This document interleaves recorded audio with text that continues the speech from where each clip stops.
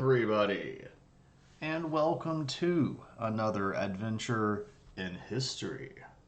Hope you all are having a wonderful night.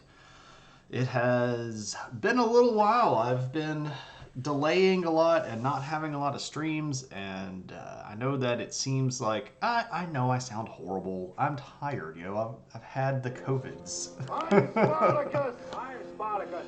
I'm Spartacus. I'm Spartacus! I'm Spartacus! I'm Spartacus! I'm Spartacus! I'm Spartacus! Spartacus! So KP, thank you for the resub during the intro, and Green Herring, thank you so much as well for that sub. It is much appreciated.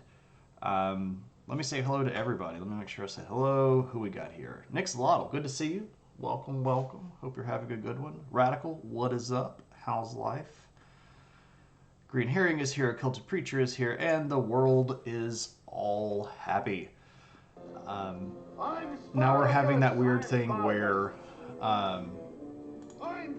for whatever reason, the alerts go off twice. I still haven't figured out exactly why that's happening. Your guess is as good as mine. So welcome to Adventures in History. I know that I have not been streaming a lot lately. Part of that is because I am still trying to get over COVID, and my energy levels have been roughly non-existent. I'm actually pretty tired right now, if I'm just being honest, but I did take a nap to sort of pre-game the stream. I'm going to store up some energy like I'm hibernating for a season and then come out and be all spry like it's springtime. We're going to be streaming Thursday, and we'll have a viewer request on Tuesday. We'll actually need to vote on that today, and then we'll have another stream next week on Thursday. And while we are doing that, because it is that time of the year where a lot of people do charity stuff, I have once again joined with a group of streamers in an event called the 12 Days of Streaming. And this is a pretty large collective now. Last year it was getting kind of off the ground a little bit more, and I pitched in then to help out. This year it's pretty big. There are a lot of people that have signed on this year. The group of people that are setting this up are the Starlight Children's Foundation, and they actually got a table at TwitchCon, which brought an enormous amount of attention to the charity, as you might expect. So there's a lot of folk signed up for it this year. But my stream team is put together by a streamer named Black Apple Creatives, and I have signed up once again for collecting some some money for Starlight Children's Foundation. So very briefly, they are a charity that tries to make children's lives a little bit easier when they are in the hospital for serious or chronic illness. And they do this in several ways. They do this by providing things like books and coloring books and educational tools. They also do this by giving better and cooler looking hospital gowns, stuff like like Spider-Man hospital gowns and like ones with rainbows and stuff on there. Kids being in hospital is bad enough. Nobody likes kids in the hospital, but it's easy to forget that those kids also want to be kids. So they do a lot of other things like virtual reality machines and systems and video game systems for kids that are in care. You can check out their also one of the problems with me getting over COVID is that I'm losing words and my brain isn't functioning the correct way. You can check out their website specifically and directly at the link that is here. And if you want to donate, you can use the link Okay, why is that not working? I'm Spartacus. I'm Spartacus. I'm Spartacus. I'm Spartacus. I'm Spartacus. Fidelia. I'm Spartacus. I'm Spartacus. Thank you so much. And now we're getting like double stuff while it's happening. I'm wondering why my command isn't working. Starlight command is not working. So now I'm going to go to Streamlabs and see if I can figure out why that's not working, because that's supposed to bring you to the link where you can donate stuff if you are so inclined. So let me go see if I can maybe turn this off and on again and see if I can get it to work. Let's go to commands, and that's where it is. Yeah, so let's try it here. Thank you so much for that sub. Nope, it is just not going to work, is it? How about... Hello, IT, have you tried turning it off and on again? Hey, look at there, I got it to work. So if at any point you feel so inclined to participate in the charity drive, you may click the link specifically there. If you want to donate to the charity, please click that specific link. You can give via PayPal to my regular link, but I would then have to shuffle it through. And in the process of that, we all know PayPal is going to skim some cuts off of both sides of that. So to maximize your donation, that's your link right there. And thank you ahead of time. Our goal last year was $100, and we got to $154. So I figured if we're going to go for it, we may as well be ambitious this year. So I set it to $200. And if we get there, we get there. And if not, we'll make up the difference, and we'll get there one way or the other, right? So that's the plan, if you feel so inclined. Otherwise, we are talking tonight about the beginnings, or actually the ends of these guys, the Merovingians. And then we're going to replace them with a whole new dynasty, which is going to be a fun time full of adventure and sometimes sneaky murder. But you know how that goes. It's history. That's what happens. So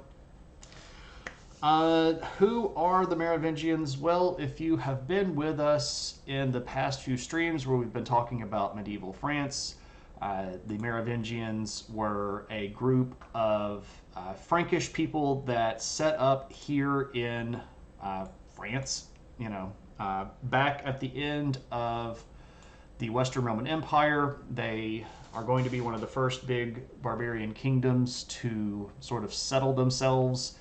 There's a guy named Clovis who founds their kingdom with some territory right up here. But by the time that we are talking about the Merovingian Franks had conquered quite a bit more territory.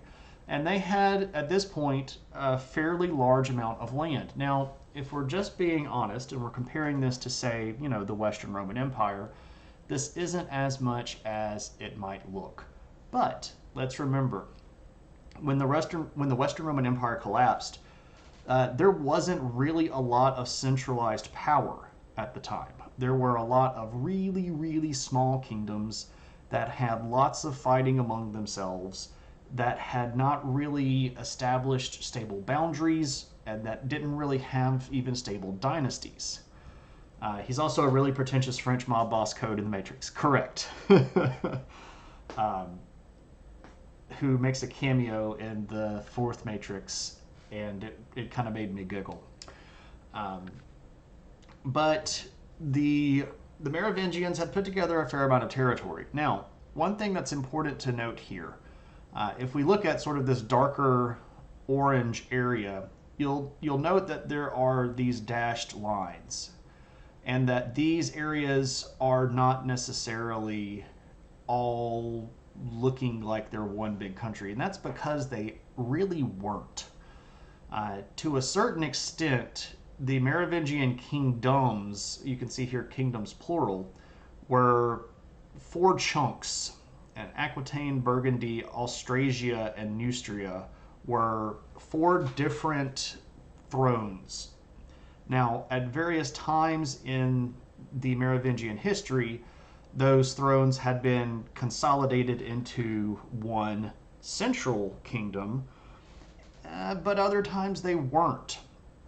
And during the last stream where we talked about the French here, we discussed the rise of several powerful new positions that were called mayors of the palace, who were effectively supposed to be seconds in command to the king, sort of people that ran the day-to-day affairs of the individual kingdoms, but they had gained a lot of power, and specifically, they had begun to unify the positions of mayors of the palace. So by the end of the 600s, you end up with one mayor of the palace for all four kingdoms, even if you have multiple kings sitting on those thrones. So then who's the real power? And of course, that's the question. Because the mayors of the palace had effectively usurped most of the day-to-day operational power and even quite a bit of the military power. Because it turns out that the Merovingians, the kings, were just as fine fighting each other as they were protecting the realm. Because, hey, if I can go kill my uncle or my cousin or my brother and take his portion of stuff, why do I need to worry about fighting the bad guys? Because outside the borders don't matter. What I want is to sit on the one throne of France. We know how this goes. This brings us to the reign of a particularly important mayor whose name is Pepin of Herstal. Now, if you look at that and go, oh, that looks like Pippin, it's because it is Pippin. Not like Fool of a Took Pippin, but the name that that Tolkien used to name Pippin comes from this line of people. They're called the Pippinids, the Pippinid family, or Pepin. Other names like Drogo are pretty common in this area. If you know Tolkien, you'll know that Drogo is Frodo's father. Also, names like Odo, which is another hobbit. A lot of the hobbit names come from sort of this medieval Frenchish kind of area. But fool of a took, right? Pepin of Herstal is going to be a pretty important guy. And this, by the way, is not a contemporary photo. This is much later, but it's the only picture that I could find of this guy. He almost certainly didn't look like that. But what we see here is this guy here is supposed to be Pepin, and this little kid right here is the Merovingian king. Specifically, this is probably Clovis III. You know, who's really in control of the kingdom here? We've got this kid sitting on a fancy chair on a cushion, but this guy is the one that's in control, right? And Pepin of Herstal is in control, right? He's just the guy that's running things. We don't really have any other way of looking at this because, and he, by the way, takes over in 687, but he's going to continue as mayor of the palace until 714. And what's important during his particular era, he's going to basically create a new title for himself. And this is a big one. It's called Duke of the Franks. And you're like, okay, well, that sounds pretty cool. But what's interesting about this particular title, Duke is, supposed to be one of the biggest nobles. So under king and prince, you have Duke. But specifically here, he's Duke of the Franks, right? So this, again, is a nod to the idea that he is in control of all of the Franks. He is the Duke of all of the different kingdoms, not just the Duke of Neustria or the Duke of Burgundy or the Duke of Aquitaine. He's the Duke of all of the Franks.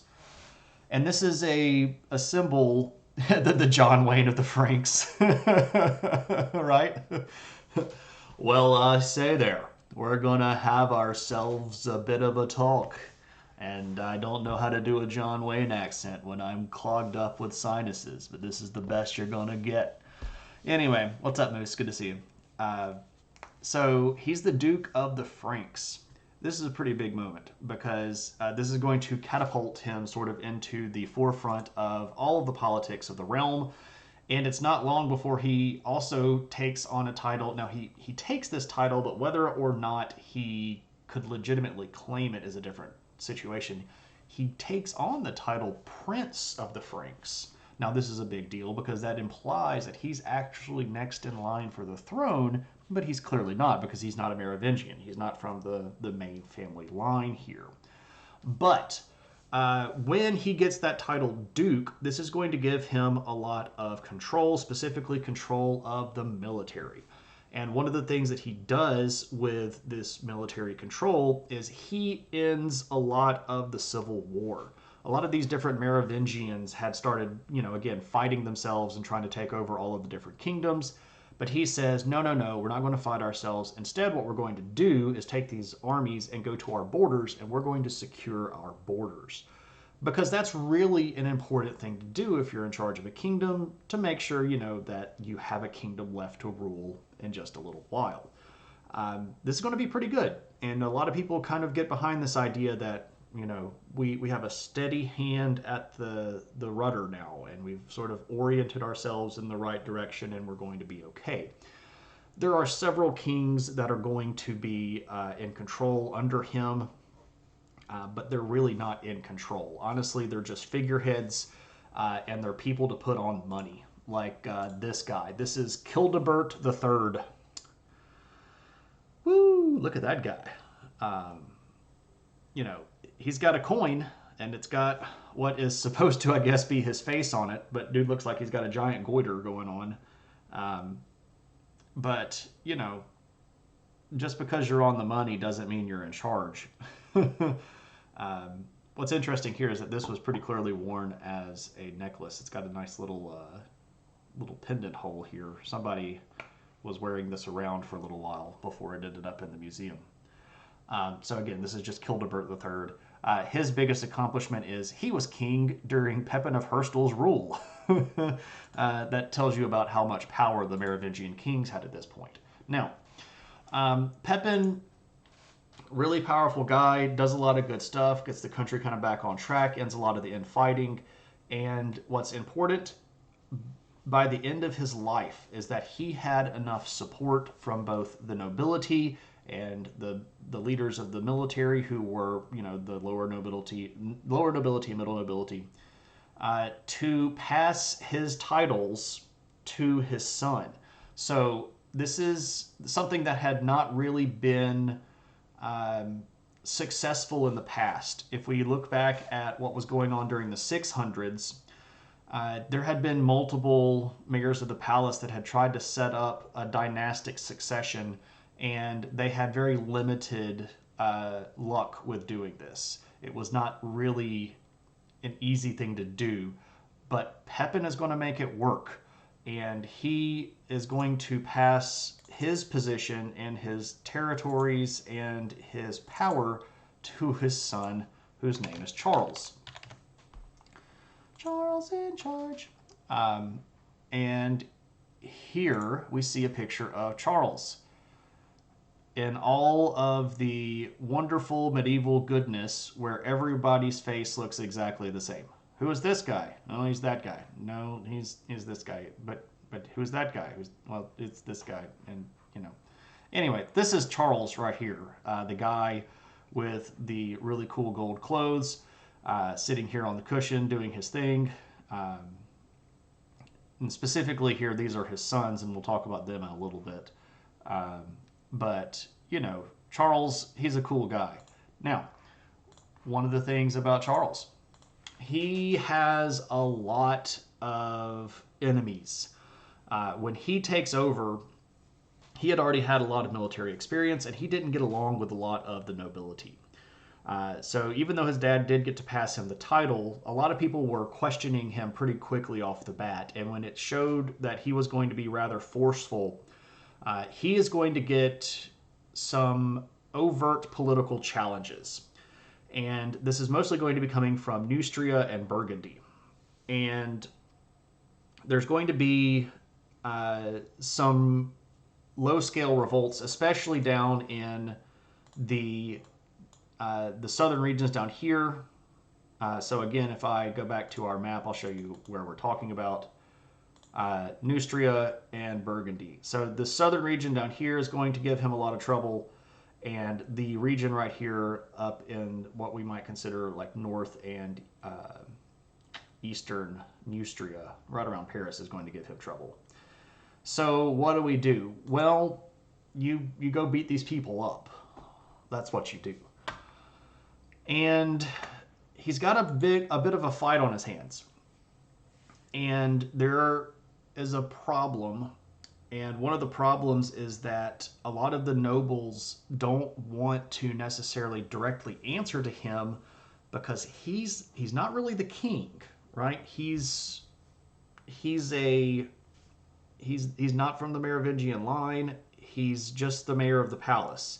And while he had the title Duke of the Franks, not everybody recognized the absolute validity of that title that he believed that he had, right? Like, not everybody's just going to go like, oh, yeah, it's the Duke.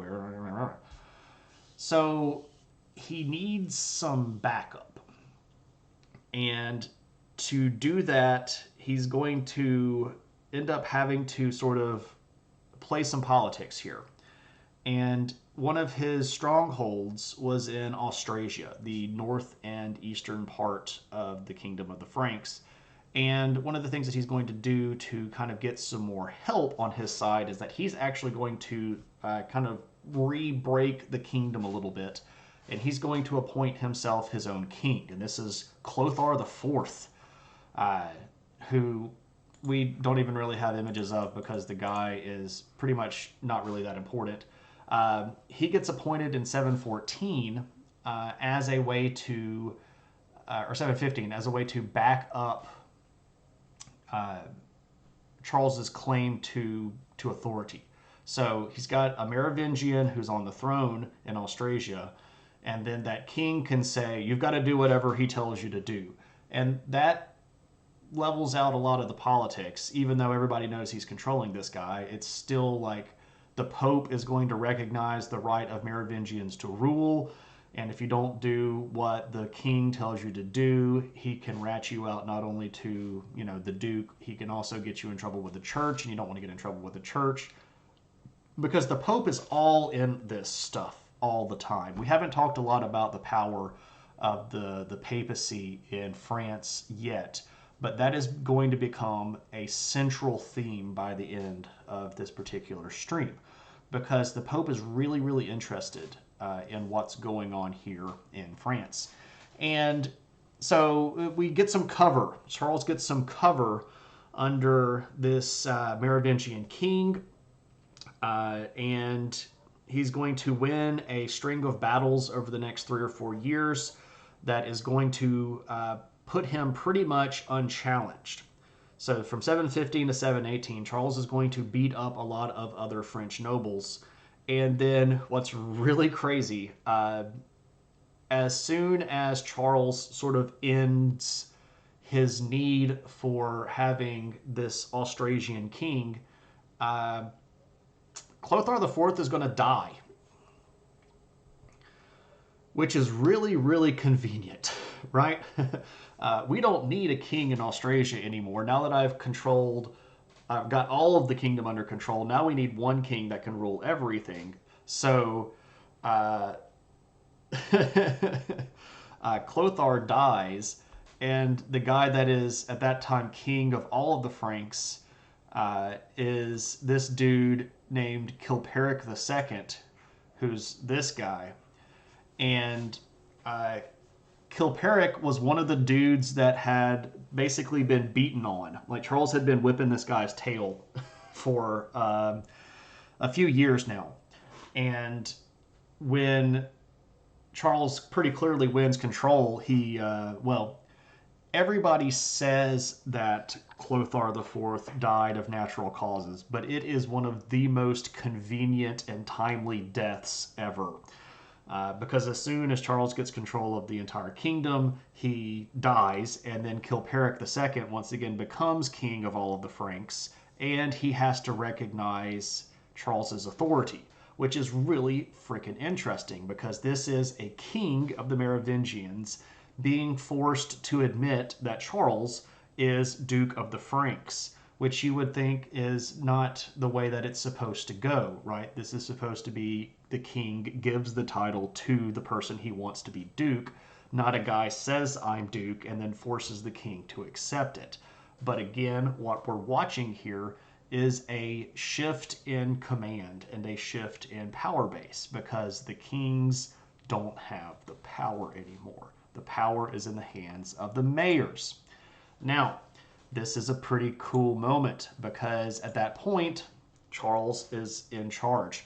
Almost titled that the stream tonight, but specifically Carl, like with a K, because Carolinus is the name that we're going to come back to here in just a second. This is where we get Carolingians, where we're headed to, right? But it's going to be Carl's in charge. Almost the title. Also had Big Carls Don't Cry, which was a potential title, and Carls Just Want to Have Fun. I almost did that one too. This one actually got past committee, but we'll get there in a bit. I have sort of a naming committee that assists me with coming up with titles for the stream. So that one got some giggles, and we ended up going with that. Now, Charles is in charge, and he's going to solidify his control over the Frankish kingdoms, and then it's time to go beat up all the people around them. Because there are a lot of people groups that are sort of adjacent to the French control. So most of these are in the fringe regions on this side. Now over here, there's not a lot of room to expand. There's the Basque country, which is right here, that gives the Franks some trouble. But most of their challenges are on this border. So you've got some Slavic people down here. You've got some Avar people right here. You've got the Alemanni who are right here. You've got some Saxons that are up in this area. And you've got the Lombards that are down here. And all of these people are not Franks, and they're causing trouble. So what do? We go beat them up. Because that's what you do if you're in power position. You go beat up all the people causing you trouble. So the armies of Charles are going to march out of the borders, and they're going to go beat up on the Saxons and the Frisians and the Alemanni and the Bavarians. And this is going to be really good for Charles because when he's winning these big battles, one of the things that he does as a way to sort of pacify a lot of these nobles who are not as happy with him as could be, he's going to loot a lot of these other cities that are in these border regions. And when he loots all these cities, he's got this giant treasury. And, you just bribe people to like you. It's kind of the age-old thing, right? If people hate your guts, one way that you can make them like you more is give them giant piles of gold. Turns out people like that.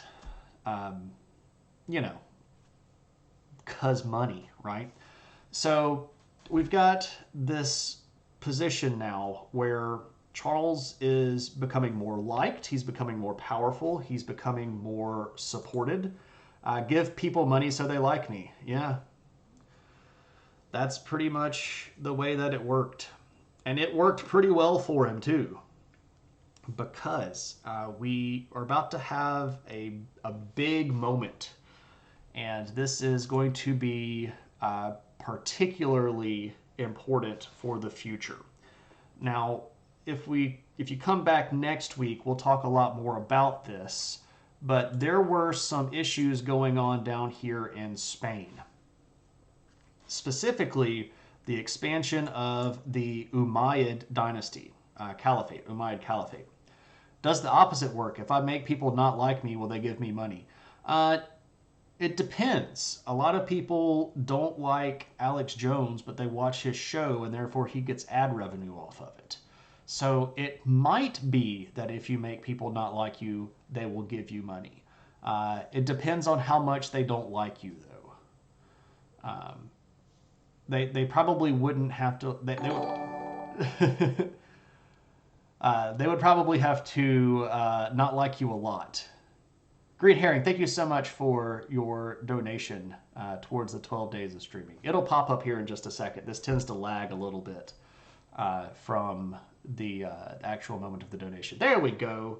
Thank you, Green Herring. Thanks so much, and it is very much appreciated. Woo! I'm Spartacus. I'm Spartacus. I'm Spartacus. I'm Spartacus. I'm Spartacus. I'm Spartacus. I'm Spartacus. JMR, thank you so much for that subscription, my friend. It's good to see you. Bonjour. Getting ready to go, yeah? Comment allez-vous?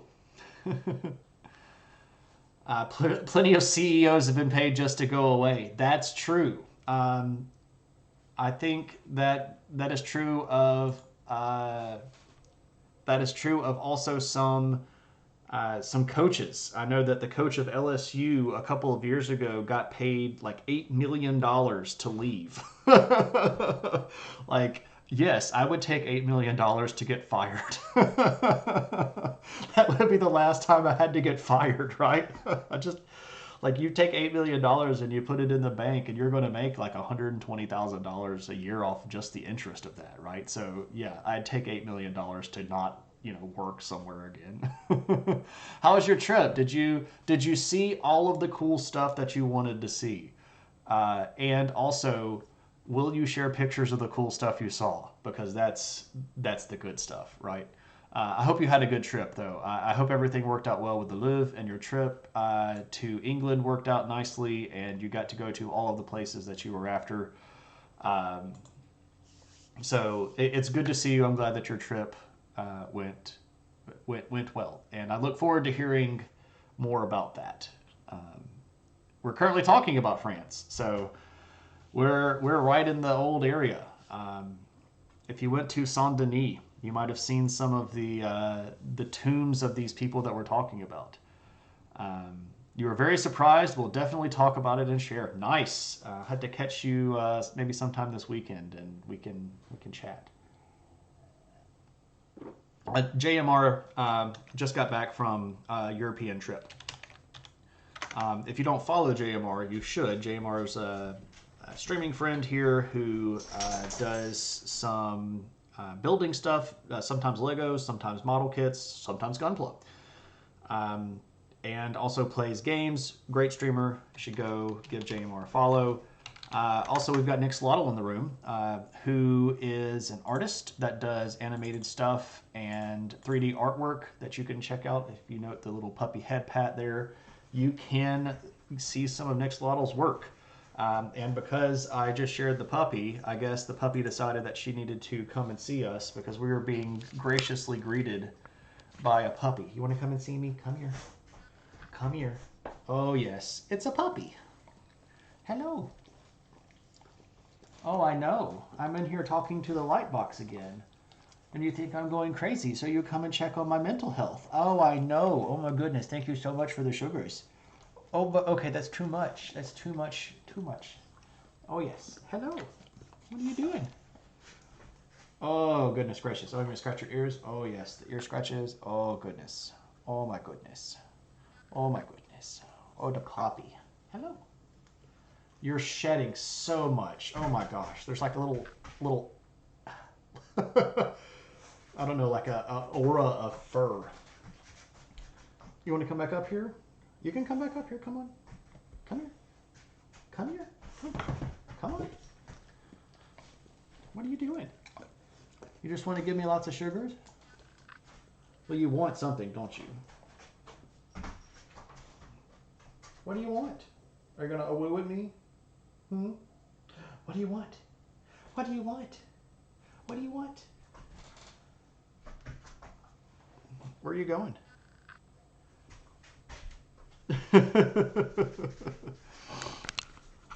Nutty dog.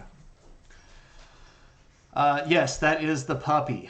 And we just passed 25% of the community challenge, which is an all opinion hat stream, which I'm sure is going to be what ends up getting me banned from Twitch. But, you know, at least it's a big goal. It'll take us a while to get there.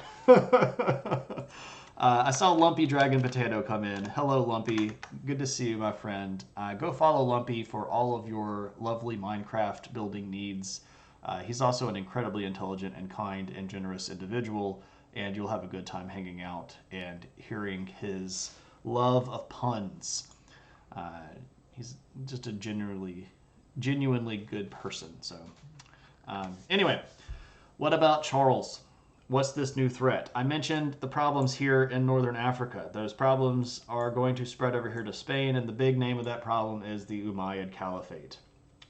And they had, by this point, basically taken over Spain and had their eyes set on France. And while the Merovingians were fighting with each other nobles were waving the alarm of, hey, we should probably look at what's going on in Spain, because it's literally like, you know, just right there, and then it could be like right here. And specifically, this is going to start spreading into French territory by 730. In 730, there's going to be a big battle at Bordeaux, the Battle of Bordeaux. And this is going to be down in that region of Aquitaine, which was one of the Frankish kingdoms. And the Umayyads had plundered that whole area. And one of the nobles, one of the nobles from Aquitaine was this guy named Odo. And he got up to talk with Charles and said, look, here's the deal, man. These guys are bad news, and we need to go beat them up really, really quick. And Charles is like, well, you know, of all of the areas of France, your area of Aquitaine is the one that is most constantly being a pain in my butt. So I will help you, and I'll go back and put you in control down there. But you've got to swear loyalty to me. And that's a weird spot to be in, right? Because this is one noble asking another noble to swear loyalty to him instead of, you know, the king. And Odo's like, well, you know, I don't really like that idea very much. And then, you know, Charles's response is, well, do you want to rule in your home, or do you want to be in exile? Which one is it going to be? So Odo's like, fine. Go. So the armies of Charles are going to mount up and head down south. They're going to make their way down into this region of southern France, and they're going to encounter the Umayyad army. Fine, I guess, right?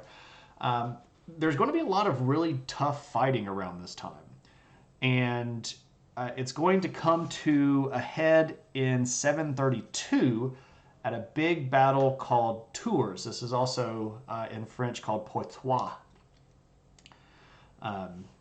which is a fun way of saying it, Poitiers. Anyway, at Tours, there's a big old battle, and the Umayyad general, this guy named Abdul Rahman al-Ghafiqi, is going to be taken by surprise by the French army, and over the course of several running days of skirmishing are going to end up being ultimately defeated. Now, we have some, you know, ancient depictions of this. So this is the Battle of Tours, and we see the French here beating up the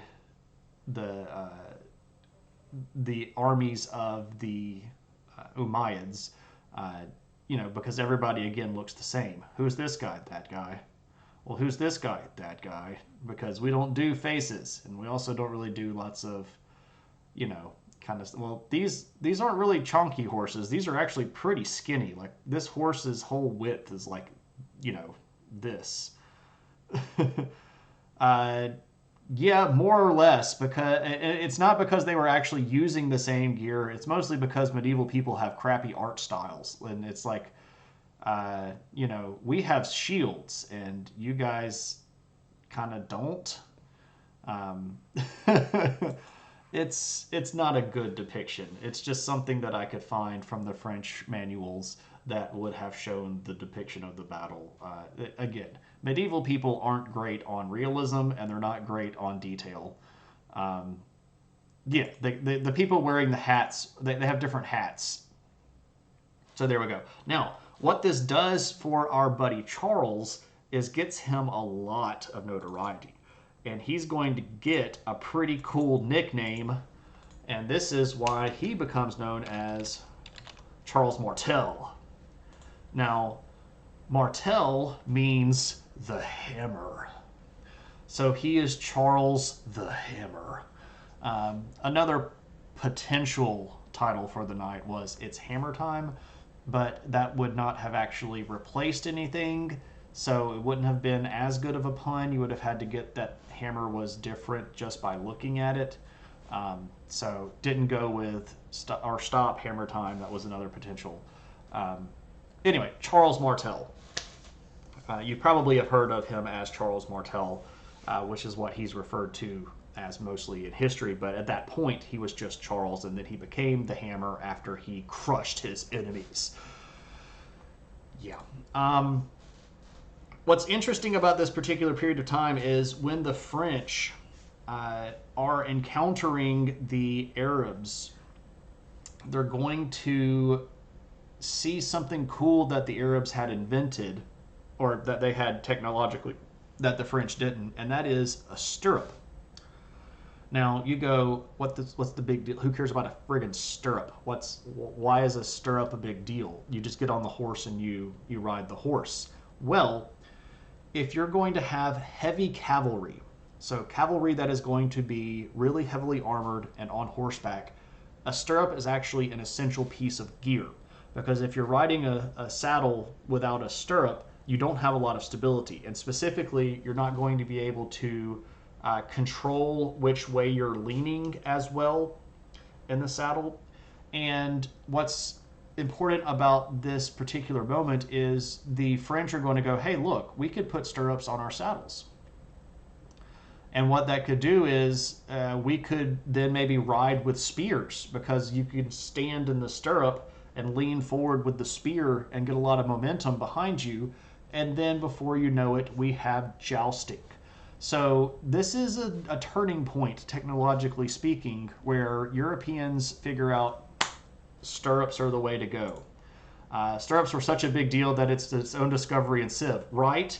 Right? You discover stirrups because, holy crap, we can now do heavy cavalry, which is, of course, sort of the typographic image that we think of when we think of medieval warfare, right? People in suits of armor on the back of a horse with a lance riding at the bad guy, right? That's because stirrups. And this is where Western Europe gets introduced to stirrups, is at this big battle with the Umayyad forces.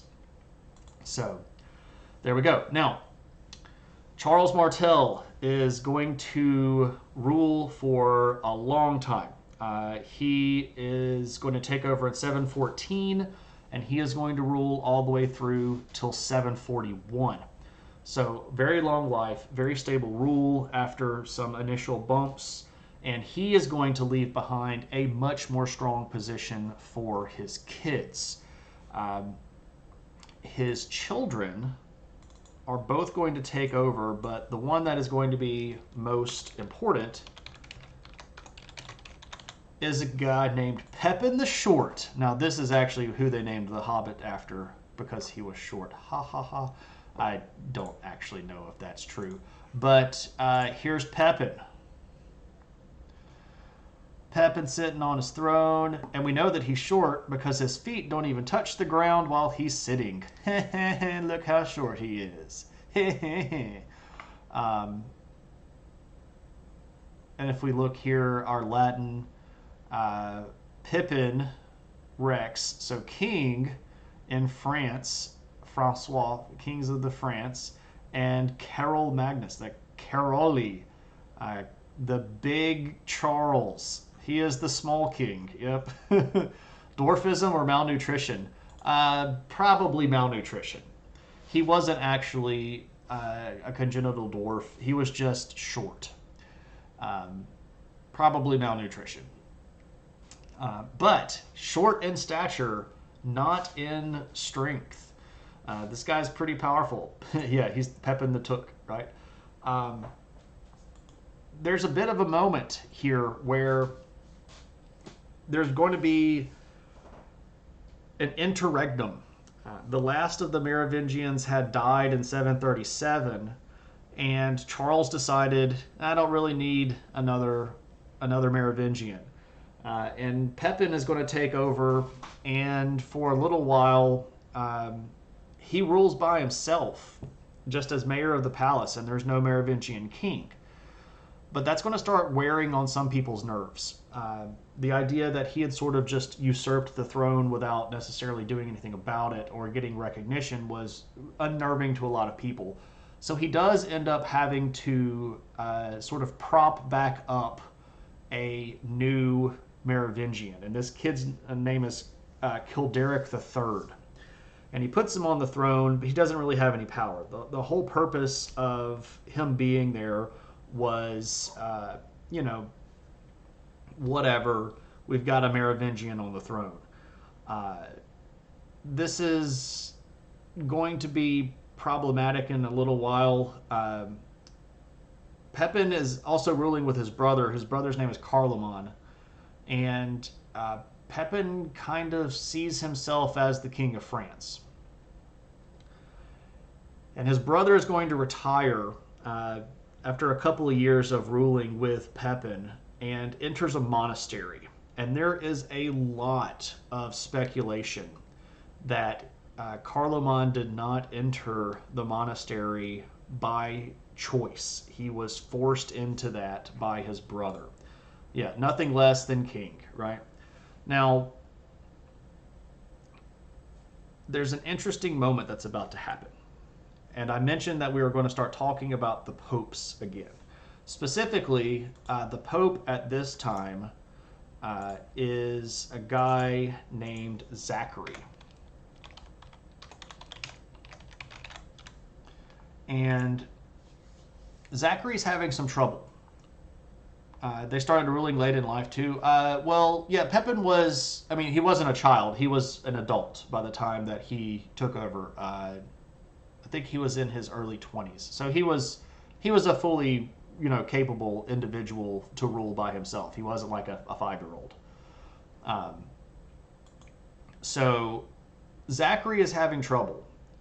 And specifically, he's having trouble with this group of people called the Lombards. Now, if you were with us last week when we were talking about the Byzantines, we talked a little bit about the Lombards.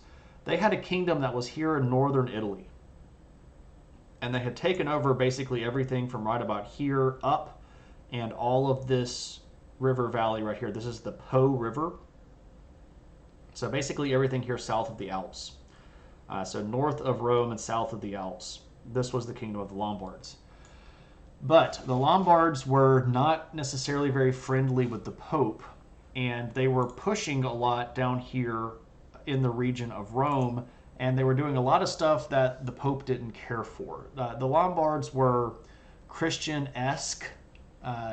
They were Christian insofar as they said that they were, but they were much more, we do whatever we want to, and then if we get around to going to church, okay, cool.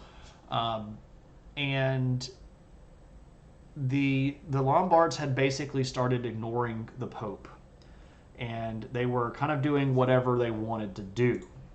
In his 20s, by medieval standards, an elderly gentleman. Yeah, if you get to pubs, time to retire, pretty much. Right? This is back when drinking age was, can you see over the bar? If you can see over the bar to order a beer, you get pubs.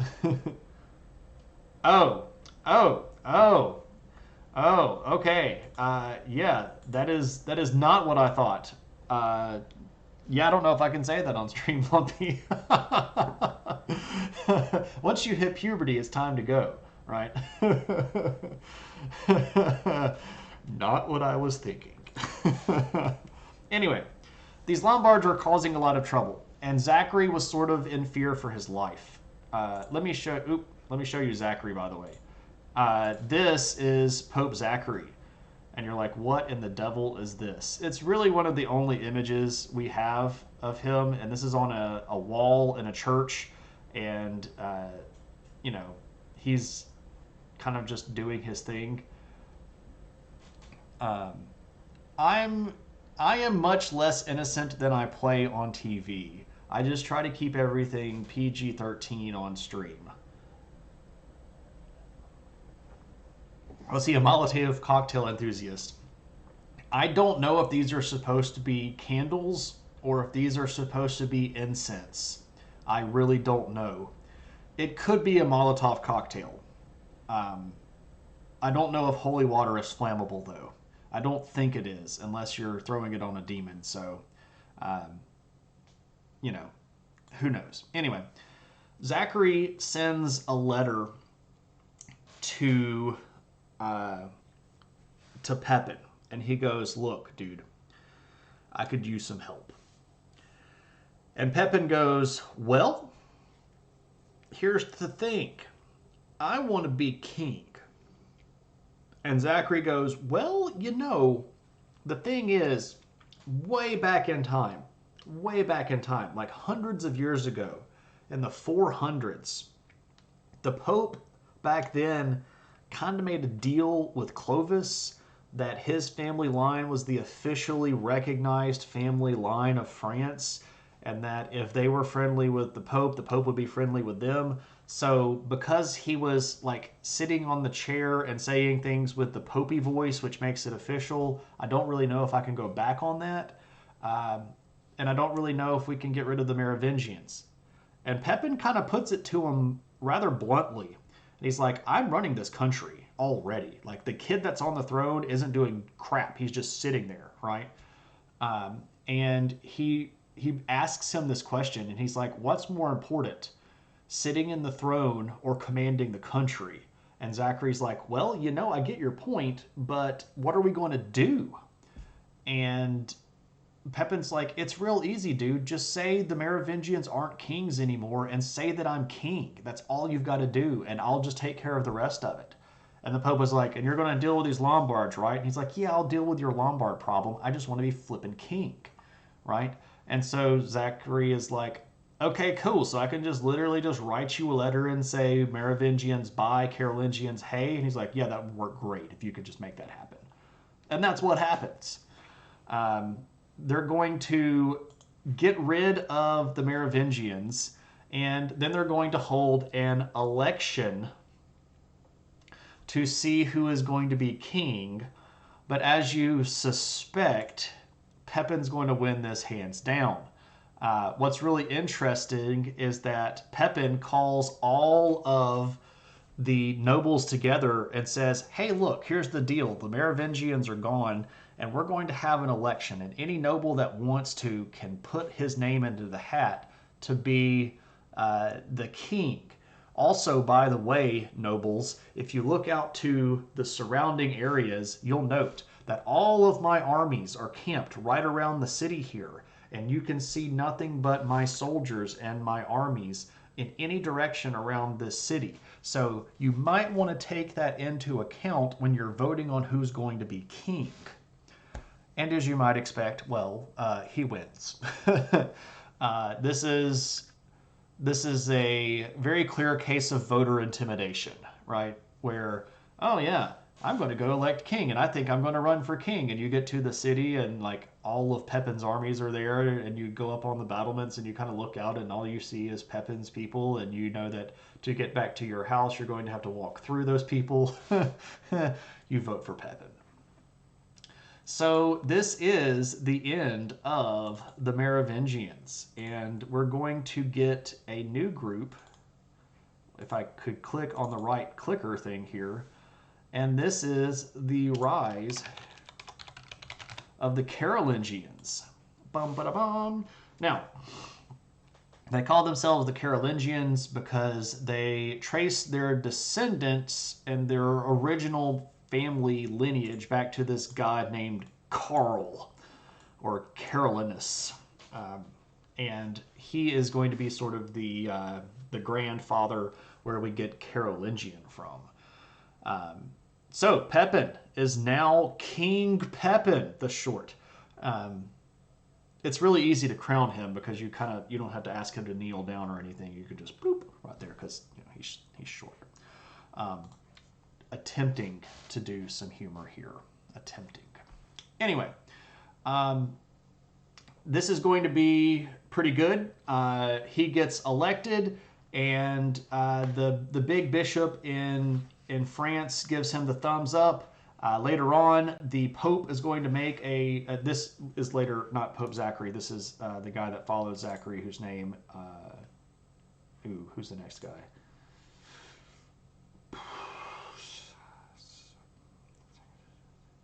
Stephen II.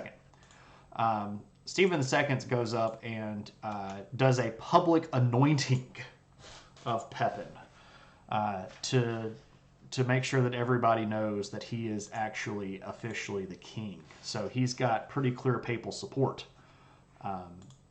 Speaking of crowns, any evidence that medieval rulers wore their crowns on a more daily basis like in the cartoons or only at ceremonies? This is almost certainly going to be at ceremony. Perhaps while they were holding court. So if they were actually in the throne room, on the throne, holding court, they probably would wear the crown. But like walking around at dinner, probably not. Hanging out with the guys, having a pint before bed, probably not. What they did in their private lives, maybe. I don't know. Maybe somebody liked, could you go put the crown on? Anyway. Now I'm trying to push the boundaries and do stuff that I wasn't even supposed to be doing in the first place because I just got in trouble for missing one of those, and I guess I'm trying to flex the fact that I'm not so innocent. Anyway, so the idea here is he's the king of the Franks. What you going to do now? Well, you got to go take care of the Lombards. Because you said you would, and when you tell the Pope something, you got to go do it. And so he invades the Lombard kingdom, and he gets down here and he beats the junk out of the Lombards in 752, and he's going to do something really important. And I can't explain to you how important this is because it's going to be something that literally has power all the way up until like Mussolini. And I'm not joking here. This is a big moment. When Pepin defeats the Lombards and takes over a big chunk of the Lombard kingdom, he's going to do something that's called the donation of Pepin. And he is going to donate a certain amount of Italian land that is right around the center part of Italy, like right here around Rome, directly to the Pope. And this is going to be the foundation of what goes on to be the Papal States, which is something that comes up even when people are doing stuff like trying to consolidate Italy in the 1870s, and something that even gets brought up when Mussolini tries to make a deal with the Pope and has to recognize that the Pope has land, which is where the Vatican City country comes from. So this thing that happens back in 752 is a really big deal that has 1,200 years of influence. History is great like that, right?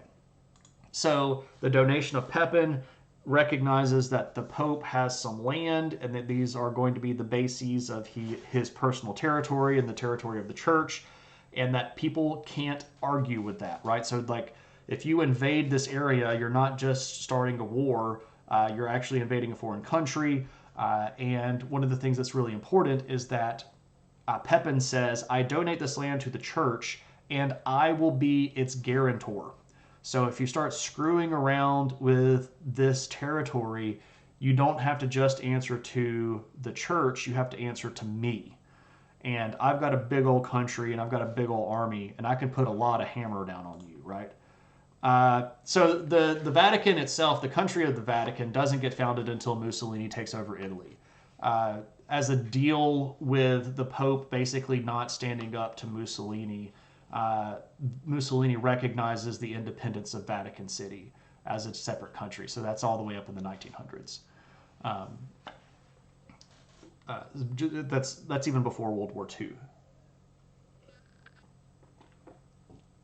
So there was already a church the church there. So like the Vatican Hill in Rome had already been completely taken over by Christians. That goes all the way back to the Western Roman Empire. The Vatican is one of the seven hills of Rome. It's on the other side of the Tiber River. It's sort of isolated over there. And when Christianity became the official the official religion of Rome, this is when you get the first church of St. Peter's on Vatican Hill, that is on top of his grave. So this is Peter, the disciple of Jesus. So that area had already had a lot of Christian activity going on all the way back in the 300s. So by this point, but it's considered territory of Rome. Are you not entertained? Is this not why you are here? Little House Journals, thank you so much for the raid. If you all are, again, familiar with what we're doing, I'm part of the, you can see here we have Starlight. We're doing the 12 days of streaming and Little House Journals. Welcome in with your party. I hope everybody's having a good one. How was your stream? How's it going? How's things? What do you do on your stream? I'm not familiar with your stream, but it would be interesting to hear what you do. Do you have links that you could share with work, or do you have any kind of information that you could tell us about yourselves? Please feel free. For those of you that don't know who I am, because you just randomly came here on a raid, because we're all doing 12 days of streaming, my name is Shane. I teach history and sociology at college. And on my stream, we sit here and goof off and talk about history stuff. And tonight we are talking about the Carolingians. We actually just got rid of the Merovingians here in France. So this is the 8th century in France. We're right about the year 750, 752-ish right now. Kind of talking about what's going on in France. Pepin, this guy right here, Pepin the Short, just became king of the Franks and gave a whole bunch of money and land to the church. Which is called the Donation of Pepin. Things are going pretty well, Little House Journals. How are things with you? Hope that you're doing well as well. I hope that your campaign is going bustling and that you are succeeding in your donations in your stream. We're doing pretty well. We got a pretty good jump on stuff here. So, let me catch back up with chat because I missed some stuff here. Did the Vatican get founded soon?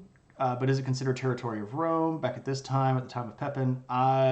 Yes, it would. Like all of the city of Rome and the territory around Rome was in the donation of Pepin. So this is stuff that would have included the Vatican Hill. Yes.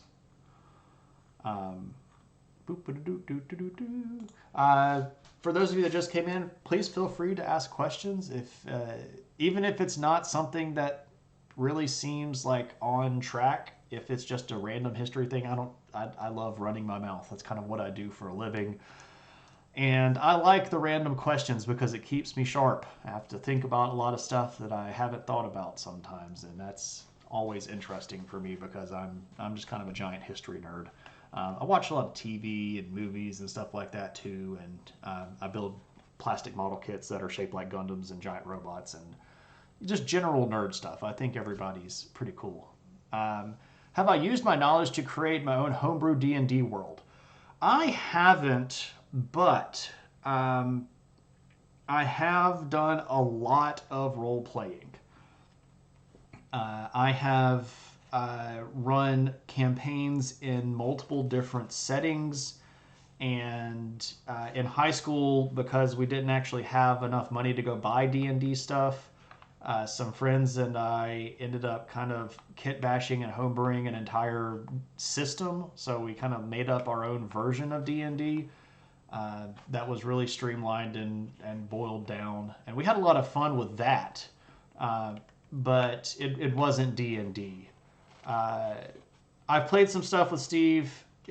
Well, not like actually played stuff. I have helped Steve a lot with working on his world. Specifically, a lot of the stuff that Steve wanted, and this, by the way, is Steve's Sketches. If you don't know who Steve Sketches is, you probably should. He's a great streamer here on Twitch. Steve is building his own homebrew world that sort of goes along with D&D. And one of the things that he wanted to do is build his world roughly analogous to some particular periods of time in history. And one of the things that he wanted some help with is what's going on in history. And I've also, so I gave him a lot of information about, what time periods of history, what these people do, what happens here and what happens there. But another thing that he really wanted some help with is trying to figure out like cultures of people within his world and how cultures develop and how cultures work and how civilizations progress and how they can decline. And the perspective that I have in both sociology and history, and I also do archaeology stuff and anthropology stuff, and anything that's like liberal arts is kind of in my world. So I've helped him a lot work on like cultural elements, things like what kind of clothes people wear, what kind of food people eat, what kind of jobs people would do, comparative levels of civilization between people. If he wants them to have, iron worked technology, what would their cities look like? If you want these people to be nomadic, what would their weapons and clothes look like? What would their food be like? So that's the kind of stuff that's in my wheelhouse because that's pretty much what I do. I learn a whole bunch about historical cultures and then I try to apply that to the real world. And that is really cool because you can also then just apply that to made up worlds. So I have written a lot of stuff. I've had several things published. I've had multiple short stories published. I've written a novel. I've got a deal to write another novel, and I've got it mostly done, but I'm sitting on it because my publisher and I are not necessarily agreeing with how my first book is being handled in the market. I don't think I'm going to let the second book go to publish because I'm just rather displeased with the whole thing. I would really like to get the rights to my first book back and go to another publisher, but that's such a problematic situation because there's a contract involved and lawyers would almost certainly get involved, and it's just bleh. That's based off my own time periods, but can you tinker it to work? Oh yeah, absolutely. Yeah. You throw magic stuff in, and all it does is it bends the rules a little bit, right? And the way that you make magic work is you make sure that it just bends the rules and it doesn't break them, right? You've got to put limitations on things. And if you introduce magic, all it really is introducing a new technology. And based on what that technology can do, you just treat it like an analog, right? So like if magic can teleport you, you just make it analogous to something like, jet travel. What happened to cultures when we introduced airplanes? Same situation. If your magic lets you talk across great distances, you just make it analogous to telephones. What happened to cultures when we introduced telephones, right? Magic is just super levels of technology that not everybody has access to. So you just find the analogous situation and you apply it, right? So you have a ton of first edition basic D&D stuff. Some of it is pretty rare. Yeah, a lot of that stuff is pretty hard to get because they don't have a very high print run in a lot of situations. A lot of that stuff was either like self-published or very, very low print run published. So like back when it was TSR stuff, there are a lot of those campaigns that didn't get a lot, and they were like a lot of them were loose leaf, right? So they fell apart really easy, You don't want to hijack the stream if you just want to pop off something else. Just had questions about Civil War tactics. Yeah, you can shoot me a DM on Discord. That's fine. Well, I just did a shout out to Discord. There's a link to Discord right there if you want to join up. You're welcome to send me whatever you want to, and I'd be happy to ramble as much or as little, probably more than you want, if I'm just being honest. Civil War tactics. You mean like American Civil War? Because I know a whole bunch about that. I've been to a lot of the battlefields, and I know a whole bunch about the technology and stuff like that. So, or if it's just what happens to countries when they get into civil wars, I could talk about that too. Anyway, you're welcome to send questions. I have no problem answering that at all.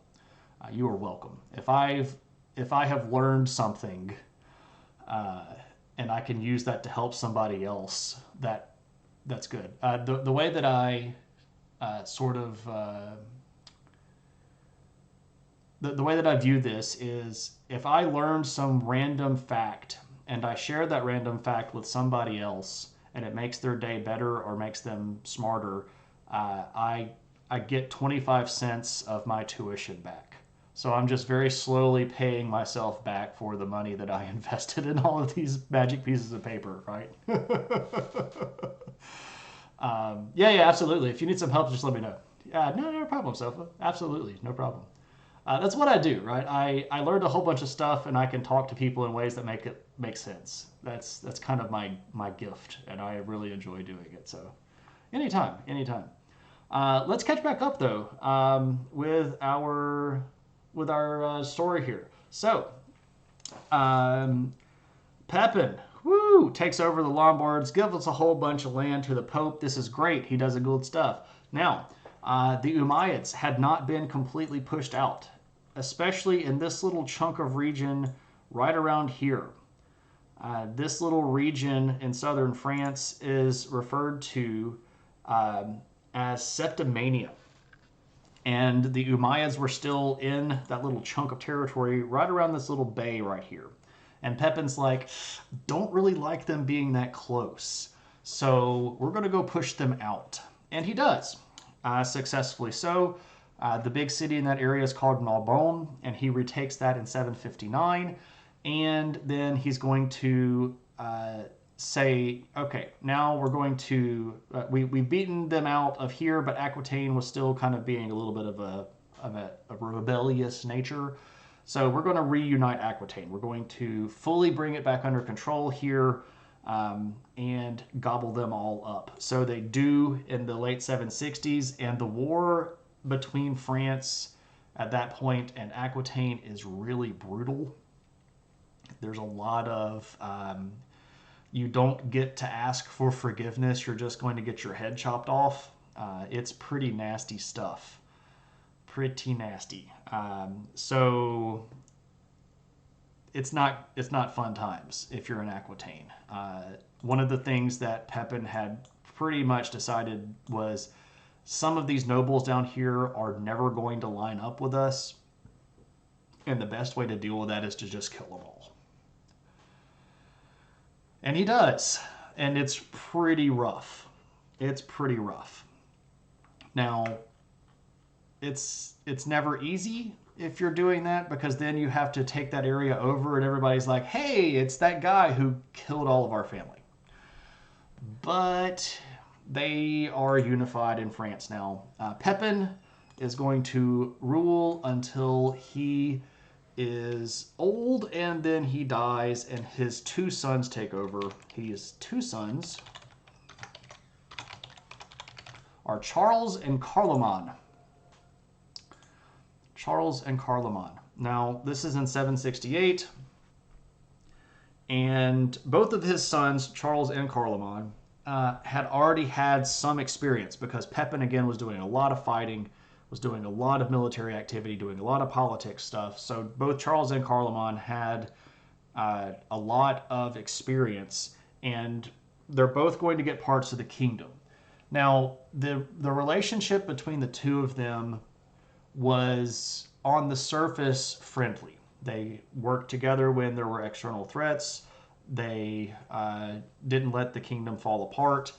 But under the surface, they really, really did not get along very well.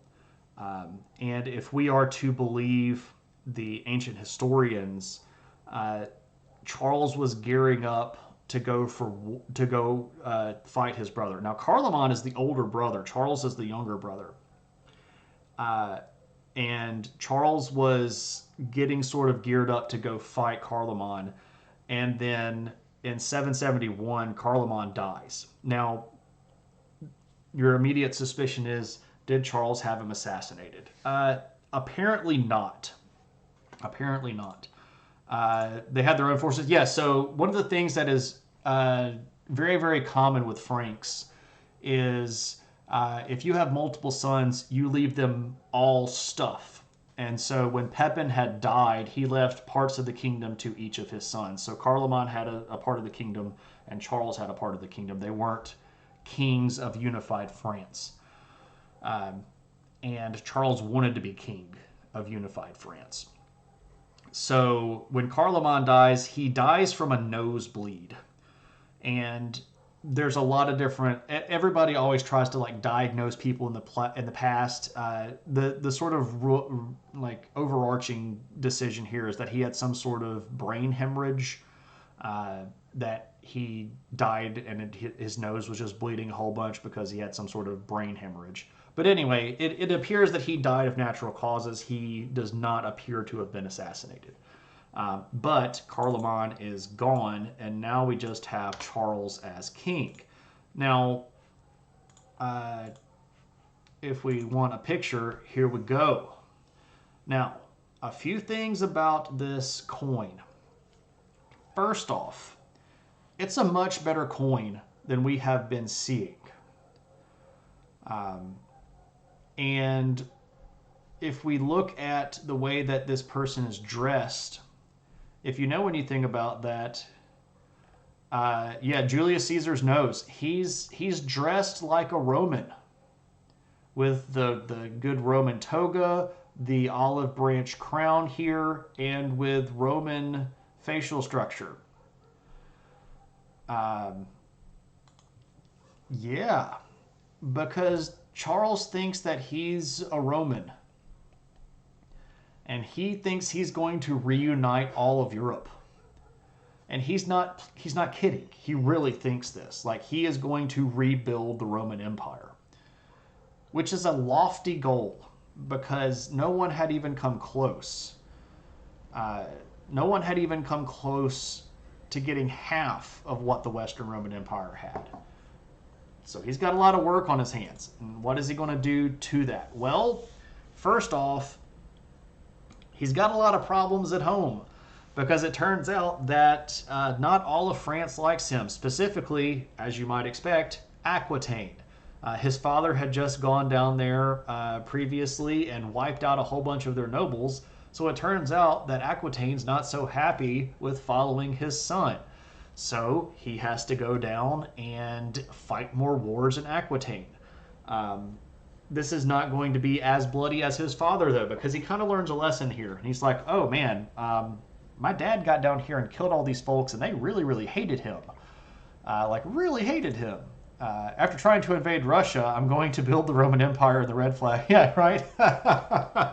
Not that kind of rebuild the Roman Empire. That's Napoleon. You don't want to offer promotion. You just want money. Go away, you bot. Go away. Ooh, what did I do that for? I did something wrong.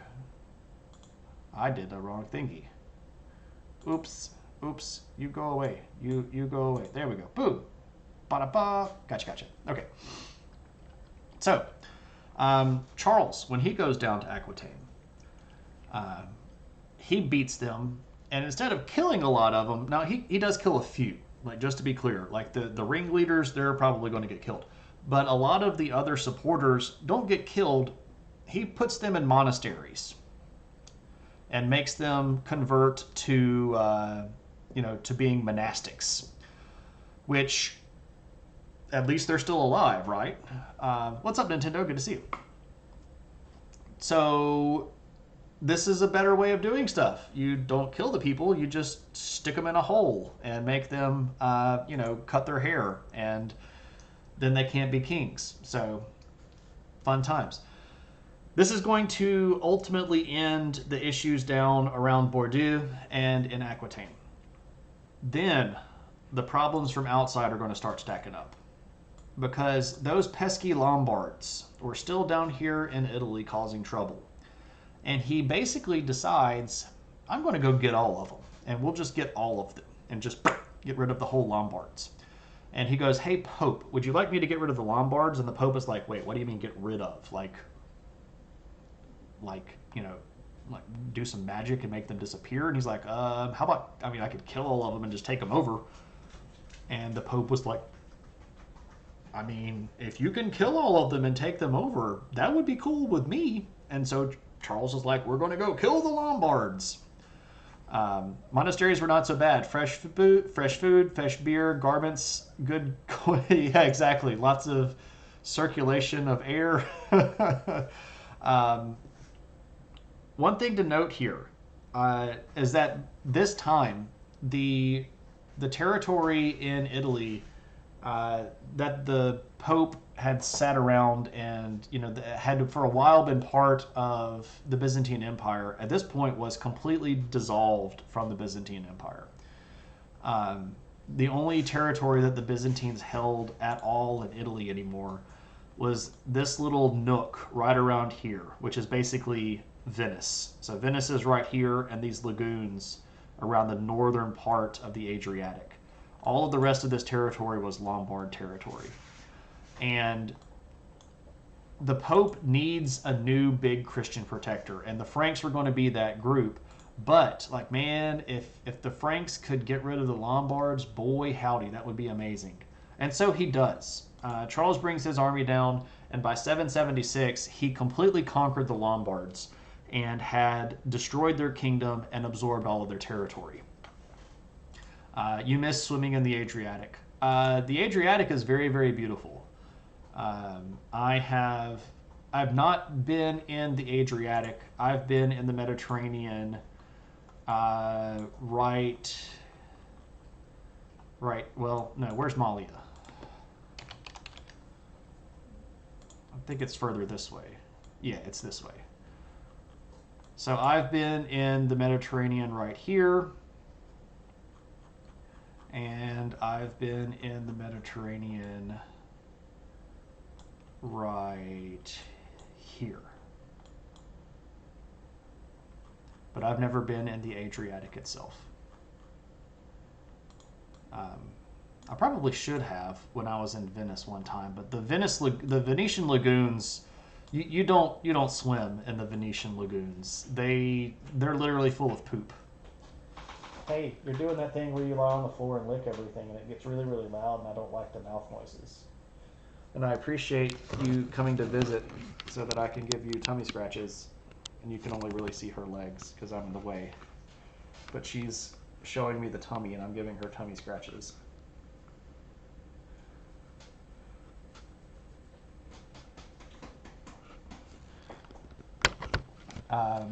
Big cruises are a plague on this planet. Yeah, when they dredged out the lagoons to let the cruise ships dock in Venice, that really, really changed Venice.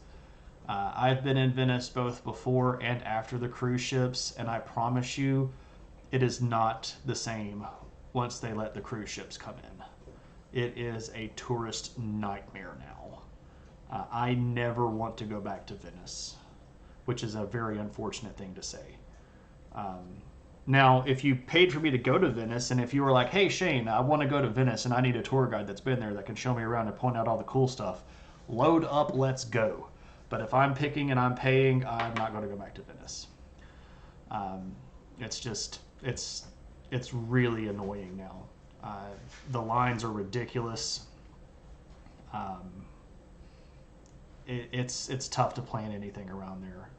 Staying in Venice is now way too expensive.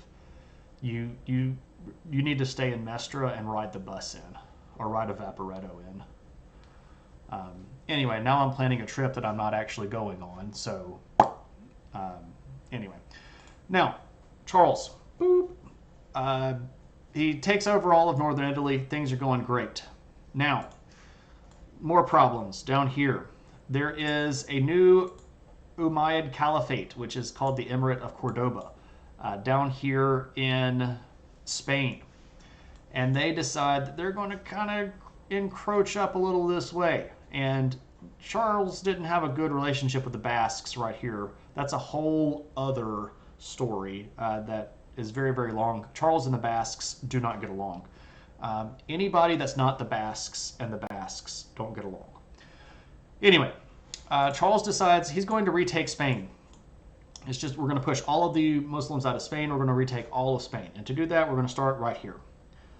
And he moves down into Spain, and there's a big war, and it's pretty rough right down in here. And basically, he ends up taking the region right here around Barcelona, or as they would say, Barcelona. And this region becomes known as the Spanish Marches. He does not get to retake all of Spain because it turns out that the Umayyads had big old armies and he wasn't ready to fight all of them yet. So he beats this region up and takes it into his territory. By the way, this has modern day applications. Well, maybe not immediately modern day, but back a few years ago, if you remember, there were a lot of Catalonian separatists who were trying to break away from Spain. One of the things that they said was they had claimed to be independent from Spain because they had historical precedent of being not Spanish. And one of the things that they pointed at was they were actually potentially more aligned with the French because at this time that region of Spain was part of France. The Spanish Marches right around here. So another application to modern day. Now, interesting thing here. Phrases I would not have expected to hear today. Catalonian separatists. You never know what's going to happen on an adventure in history. And you get all kinds of fun stuff happening, right? Now, I mention this because I'm a giant nerd, but as Charles is leaving, he doesn't go back out the way that he came in. He's going back up this direction. And right about here, there is a pass through the mountains at a place called Roncevaux. And as his army is going through the mountains, an Umayyad army shows up and surprises him. And they catch them in the valley, and a lot of really big names in his army. Some of his top supporting nobles, some of his big generals get absolutely slaughtered. And this is particularly important because this event, the Battle of Roncevaux Pass, is the basis of the medieval French poem, The Song of Roland. This is in 778. And if you know anything about the Song of Roland, you will know that that poem inspired later poems and ballads like Childe Roland to a Dark Tower Came, and that inspired Stephen King to write the Dark Tower series with the gunslinger Roland. So this is where the initial events happen that go on to inspire the Dark Tower series. So if you know anything about Roland and his friends like Cuthbert, that actually has ties to actual people who were killed in this big battle where the Umayyads surprised the French and wiped them out in this valley. That's where you pull inspiration for your world. Interesting. So there's some background data for you. Look up Roncevaux Pass. It's spelled like this. Roncevaux Pass. Maybe it's Roncevaux. French is a funny language.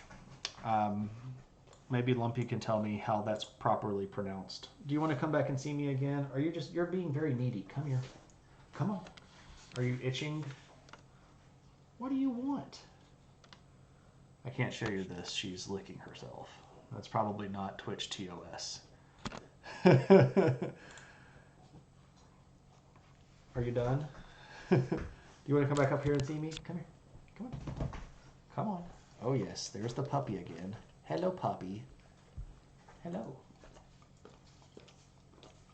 You big rotten baby. What are you doing? You just want some attention? Oh yes, attention and head scratches. Oh, you want to give me sugars? Oh yes. Oh yes. Okay. There you go. I know, I'm talking to the light box. But I'm not paying attention to the puppy. How dare I not pay attention to the puppy? It's the most important thing to pay attention to, right? Is the puppy.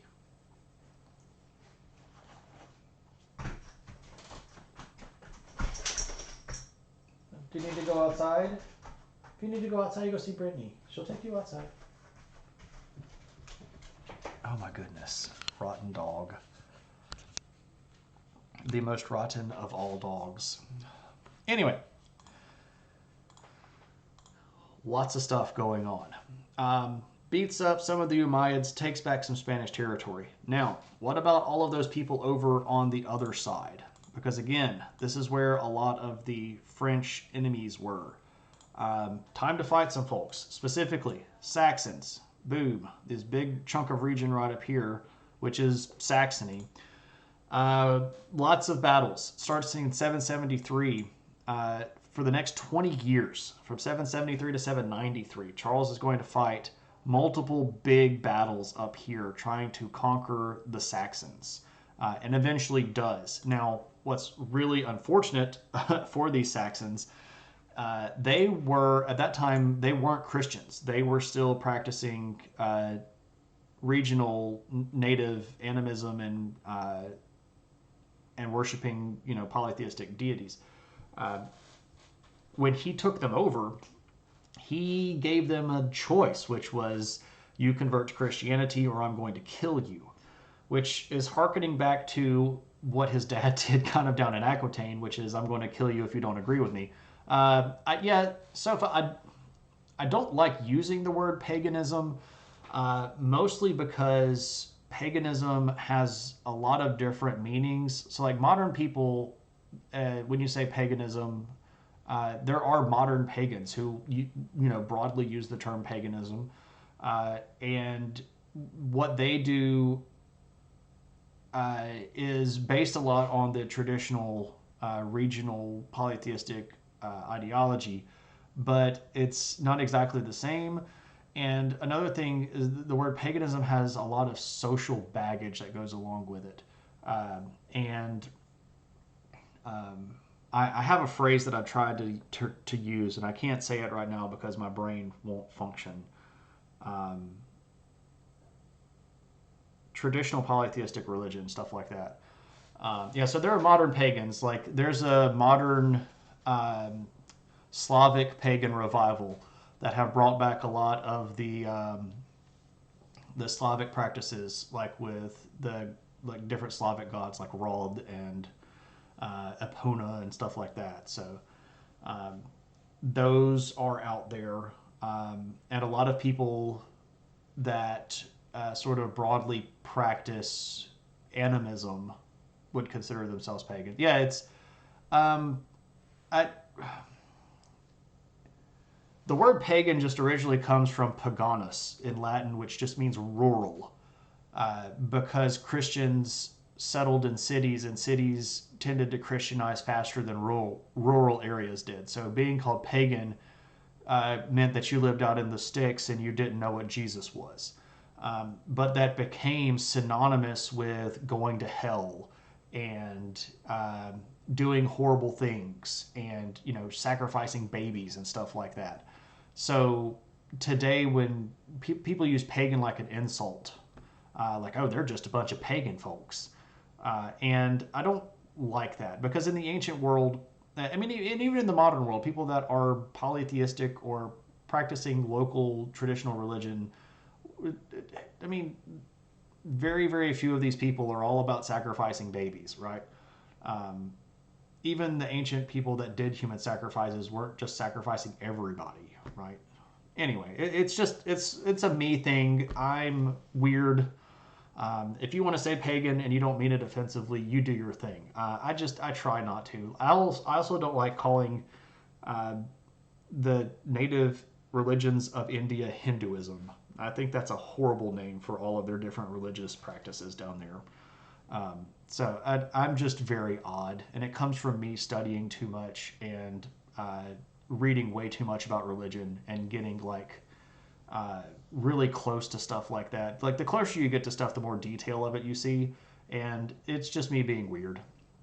I'm not trying to start like a big social movement. I'm just trying to be accurate to what I think. So, and I'm not apologizing for it. I'm just trying to explain it. I rarely apologize for things that I feel strongly about. If I've offended somebody, I'll apologize, but like me stating a fact is just a fact, right? What's up, Tad? We like accuracy. Well, you've come to the wrong place, my friend. I am about as liar as they get. I am constantly spewing inaccuracies and saying all the horrible things, and I faked both of my all of my degrees. I look really good on paper, but not so great in practice, right? What's up, Tad? How'd it go? How's it going? If you don't know my friend Tad, you should go give Tad a follow for all of your amazing Gunpla needs. Tad always plays good music too when he's doing Gunpla streams, so that helps. Okay, so we beat up the Saxons and we forced them into Christianity. Bavarians, boom, we're going to beat you up. We're going to conquer you in 774.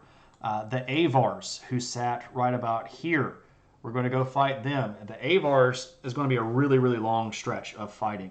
From 788 to 804, he's going to fight wars against the Avars in this region right here, and does not initially have a lot of success at all. The Avars had a lot of very big cities with really big defenses, and at that point, siege tactics were not really the best. It was pretty much just sit around your city and hope. And it's going to take a long time for him to wear down the Avar resistance. And then he's going to fight against Slavic people. And there's going to be Slavic people here to the northeast, up in this region, and there's going to be Slavic people down here in the Balkans. He's going to have initially more luck here in the northeast, but over time he's going to end up more successful fighting Slavic people down here in this region, which in the Roman time period was referred to as Pannonia. Today, this is like Yugoslavia region, so Croatia and Slovenia and Bosnia and Herzegovina and Kosovo, etc. After having to hear my coworkers blab on about bland homophobic views earlier today, I'm sure it can't get much worse. Oh wow, that's unfortunate. Yeah, I know how that goes. I live in the deep south, and unfortunately, that is a very common view. Alas. Okay, so he's got a lot of success, and he adds a whole bunch of territory to the larger Frankish kingdom. This is when he gets a bit uppity in his presumption. And he starts deciding that, look, I'm a good Roman. I'm reuniting the Roman Empire. I'm bringing it all back under one house. I want to be emperor. And so he starts going to the Pope, and he says, Pope, I want to be emperor. And the Pope at this time is a guy named Leo. This is Leo the Third.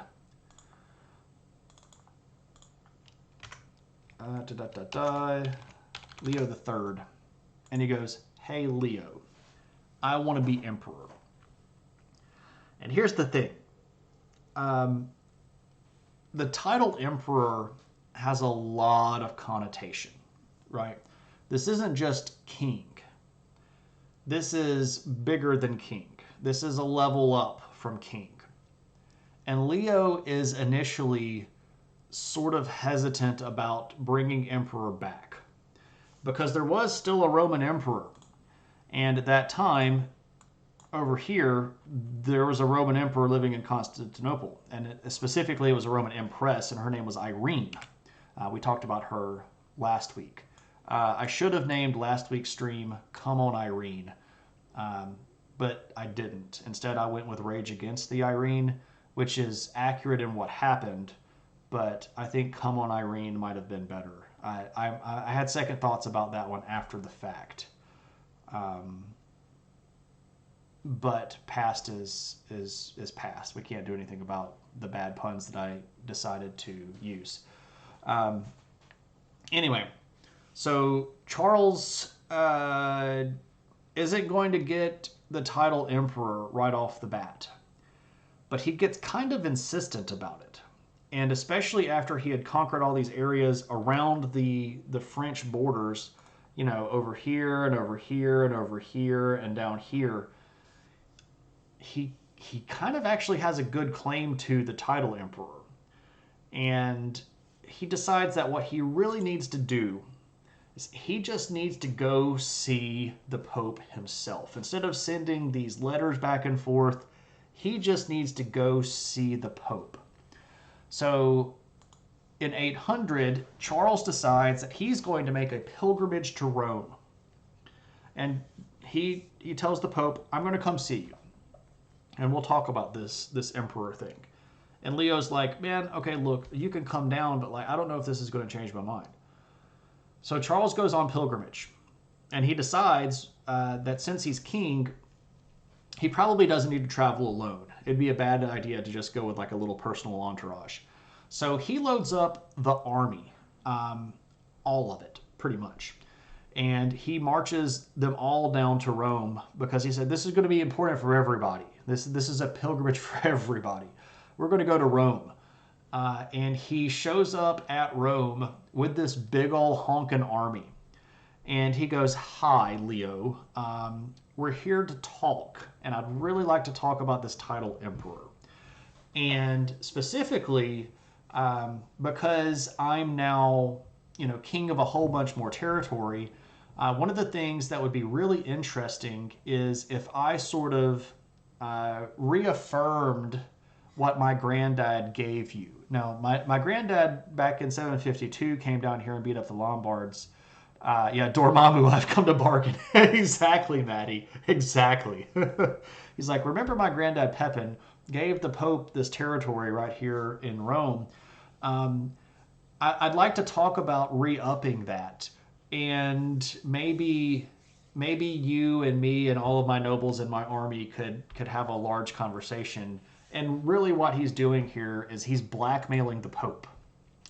And he's saying, like, if you don't give me the title Emperor, I'm going to use my army to conquer this whole area, and I'm going to do whatever I want to, and then I'll just take the title myself. And Leo's kind of stuck in a hole at this point. And he recognizes that he's being blackmailed, but he can't really do anything about it because giant honking army, right? So what we see here is Pope Leo crowning Charles. And this is really interesting because this happens at Christmas Mass in the year 800. Charles goes to church to receive Mass, and while he's kneeling at the altar, the Pope plops the crown on his head, and he gives him the title Holy Roman Emperor. And this is really important because this is the beginning of the Holy Roman Empire. And Charles is the first, and this is when we can really start calling Charles by his more common name, Charlemagne. Because he is Charles the Great. Oh, you really should have. Yeah, exactly. Like, oh, thanks, buddy. So this is, of course, Charlemagne. And he's going to get crowned Pope, or crowned by the Pope on, Holy Roman Empire. What is the Holy Roman Empire?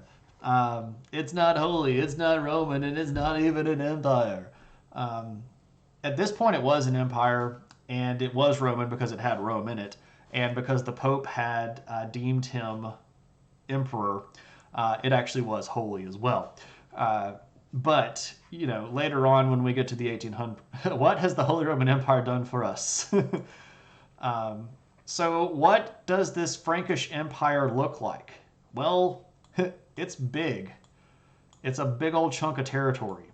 So it's all this aqueducts, right? Road systems.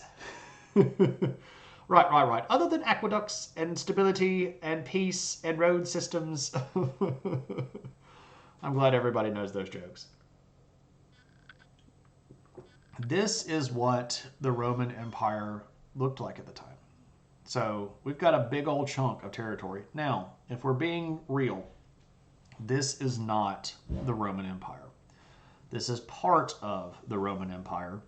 But if we're being honest, this is the biggest actual chunk of territory that any one person had controlled in the West since the fall of the Roman Empire. And if we're being really, really honest, even some of the later Roman emperors that were being controlled by barbarians really didn't actually control as much territory as Charlemagne did. Why did they spread east versus conquering more like the south and the west and the small islands and such? That's a great question. So, early in Charlemagne's reign, he had come down here to this region. Again, this is Marca Hispanica, the Spanish marches, and he had conquered Barcelona and Pamplona.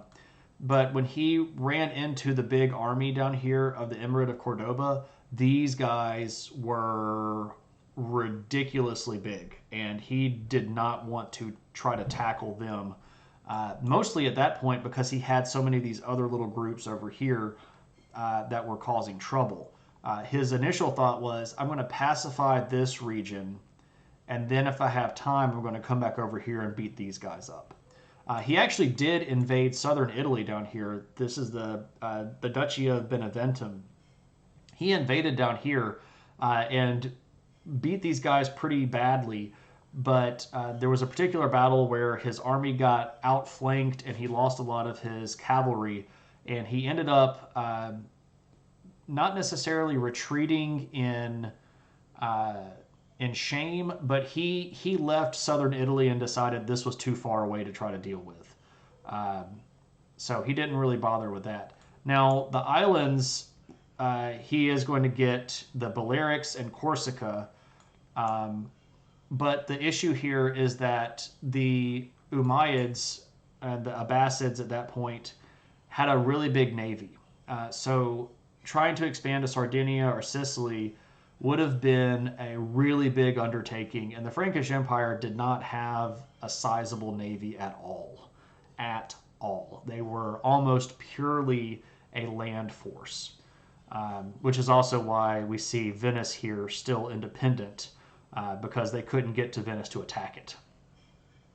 Venice at that point was still aligned with the Eastern Roman Empire. So to take Sardinia or Sicily, they would have had to take on the Eastern Romans, which would have been Christian versus Christian as well, which was another big no-no.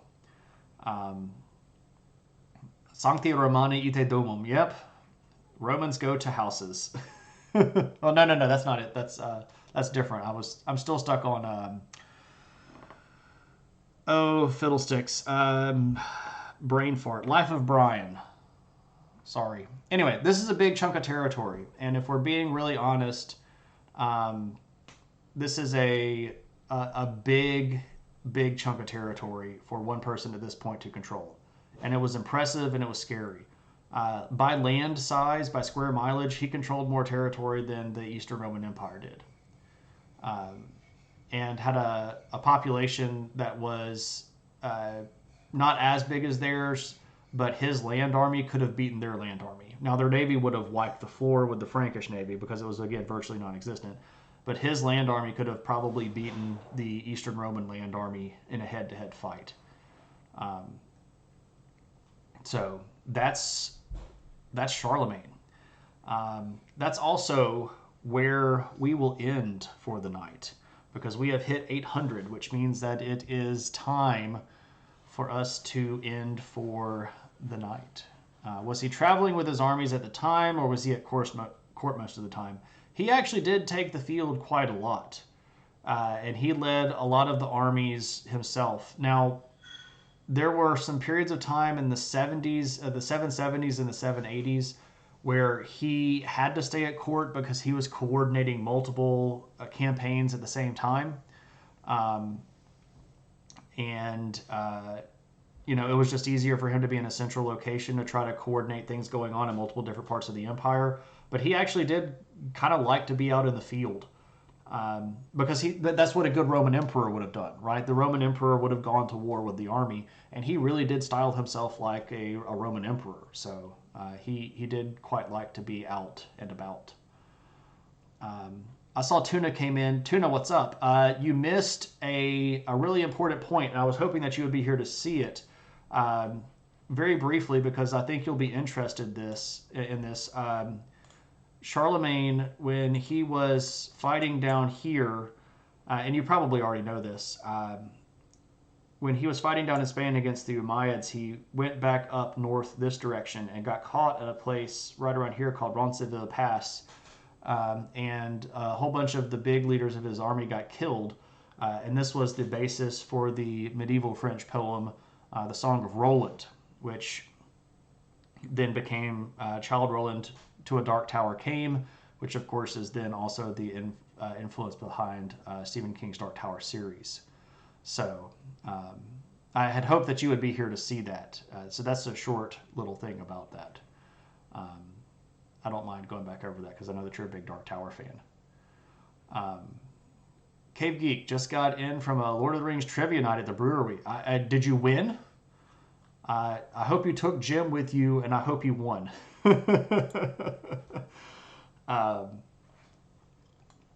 Dude, could you see me and Jim together on a team at Tolkien Trivia Night? That would be like murder. We'd be the ringers. You didn't know the inspiration for the poem. Yeah, it's during Charlemagne. And the poem, The Ballad of Roland, is widely considered to be the first big work of medieval French literature. Sorry, the Song of Roland. Ballad of Roland, Song of Roland, it's the same thing. So that's where that came. So like the being surrounded by enemies and blowing on the horn and hoping that the help will come, but the help not showing up in time. That was the Childe Roland to a Dark Tower Came is by Robert Browning, and it's way later. But that's based on the Song of Roland, which was a medieval French stuff. So it's all cool stuff, and it's all like right in there. We got second place because Jim wasn't around. There we go. There were two really weird questions. One about a Rush song called Rivendell that no one has ever heard. Yeah, I would not know the answer to that.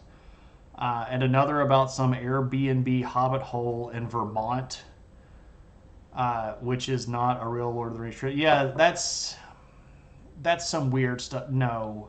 If you're going to ask the Lord of the Rings trivia questions, ask it about the context or the movie, right? Don't like some weird hobbit hole in Vermont. And yes, I want you and Jim on the team. That would be perhaps a bit unfair. That last one is a big old no. Yeah, I agree. That's a garbage question. And we got Bilbo and Frodo's relationship wrong. Did you think that Bilbo was Frodo's... Well, they're cousins on both sides of the family. So their cousins were their second cousins first removed and once removed, depending on which way you go.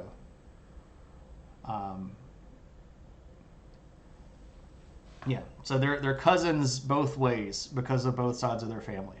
Because hobbits, they intermarry, right? Good old inbred hobbits. Anyway, so there we go. That is all for me for the day. I hope that was everything you dreamed it would be, and perhaps even more. But it is time for us to go. We need to pick a viewer request situation because we don't have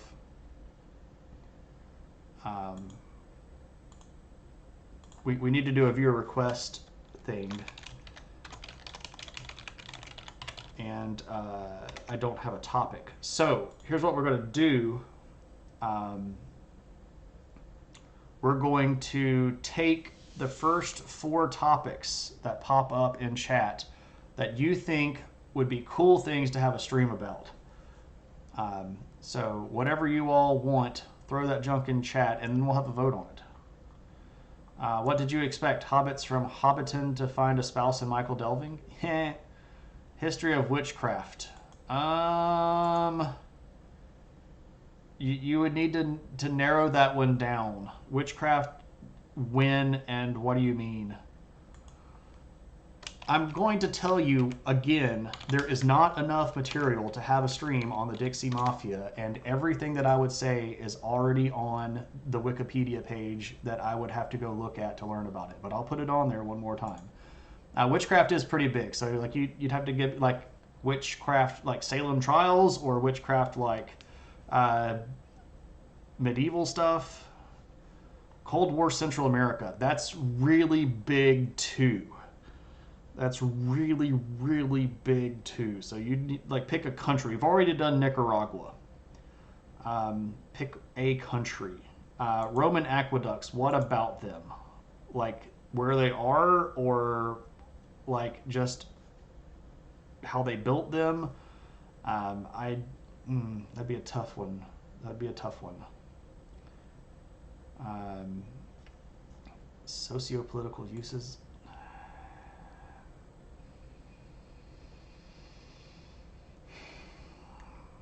I'll put that one, but that one's going to be tough. See Henry V. I'm going to put witchcraft, but we're going to have to narrow that one down somehow.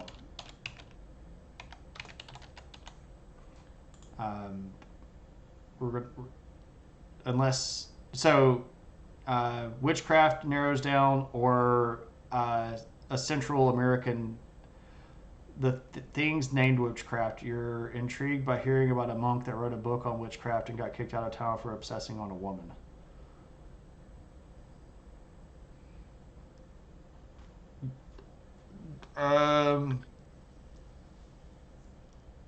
So I'm not familiar with that particular situation.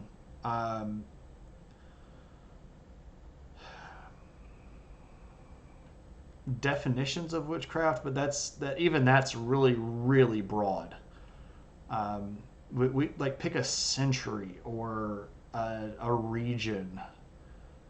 The origins of modern perceptions of witchcraft. Oh, dude, that's still like way big. That's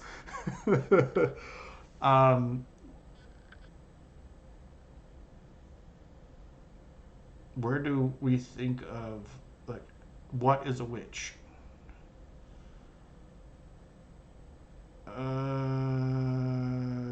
Early Christian schisms over Christoph. Holy crap.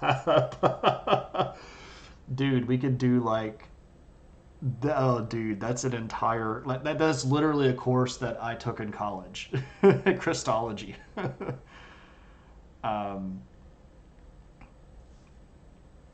Okay, so Nintendo, if you can give me a country in Central America that you're interested in, we can put a country and we'll just run with 5.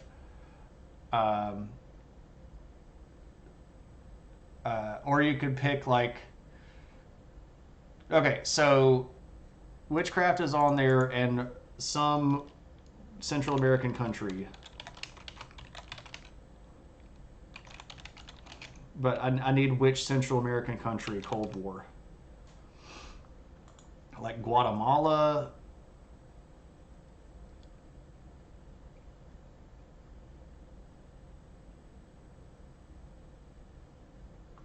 Okay.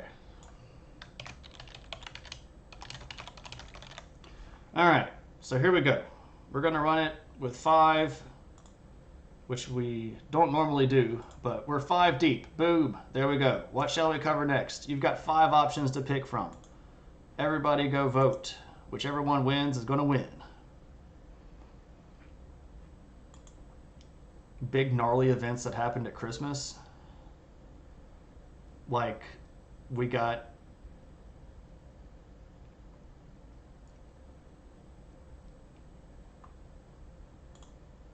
right in Toledo War.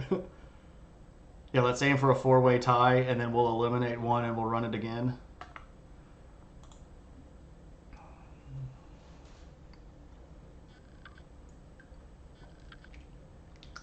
Oh man, I'm really, really tired. It's been a long week and I am not in a position to have a lot of energy left. I've been going to bed at like 9 o'clock, which is way early for me. I'm normally not going to bed till like midnight. There's a clear winner so far, Henry V. Henry V, I am. Henry V, I am. I am not 100% recovered. I haven't run a fever in about 2.5 weeks. Is that right? Yeah, it's been about 2.5 weeks since I've run a fever. I do not have my energy back. I have been caffeinating myself to get through the day, uh, and I've been sleeping like way longer than I normally would, and it's still just like I can barely function. You have a question? Go for it, David. What's up? Also, hey, how's it going, man? Also, Sofa had a question. How dare I? What? How dare I what? Where do I get off? So if you're coming down the highway to you get off at the intersection between Elks Lake Road and 49. um, what's in the news? What is in the news?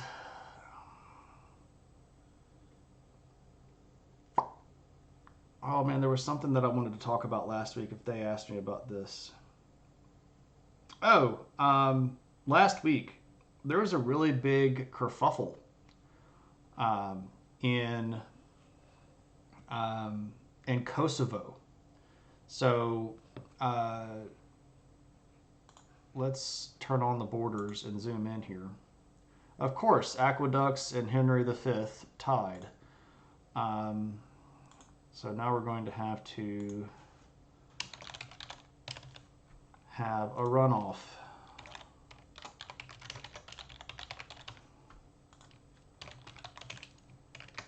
All right, so we're going to do a runoff poll. Go vote again. Um, but now you only have two options. So, okay, if we zoom in here, this is the country of Serbia, right? And here is Kosovo. Now, here's the issue. Kosovo says that it is independent, and some other countries recognize Kosovo as independent. Serbia does not recognize Kosovo as independent. Serbia says that Kosovo is part of Serbia and that citizens in Kosovo are actually Serbs. And a big population of Kosovo, especially here in these territories close to the Serbian border right here, are predominantly Serbian people that speak Serbian that actually look to uh, Belgrade as their capital. They fly Serbian flags, they consider themselves Serbian citizens, and they don't recognize that they are a part of Kosovo. Now, the issue that started last week actually started because Kosovo said it was no longer going to recognize license plates that had been issued by Belgrade. Because a lot of people that are Serbians in Kosovo still got their license plates issued to them by Serbia. And Kosovo said that they were not going to recognize Serbian license plates anymore. Who maintains the water and the sewer? A lot of that stuff is tied into the Serbian network. And a lot of those people, I mean, the population is overwhelmingly Serbian, and a lot of the people there consider themselves Serbian. The power grids are interconnected in a lot of those places. So the question here is, how do they actually work? Everybody go vote. We're still tied again, by the way, so there were a lot more votes in the first round. Go vote again. If we have to have a runoff, I'm just going to pick one or the other, and I would rather not pick myself. I'd rather have you all pick. Yeah, you don't have to be a sub or even a follower. If you're in the chat right now, you can hear the sound of my tired voice. You can vote. So somebody go vote. Anyway, so Kosovo said we're not going to recognize the votes or the we're not going to recognize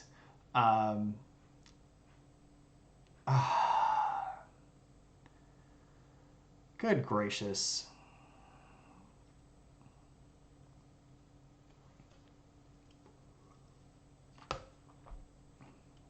You want a paid day off to vote? Yeah, that would be nice. KP says Henry V. Did you vote, KP? You know, if I vote knowing that I don't have to show ID. Yeah, that's fair.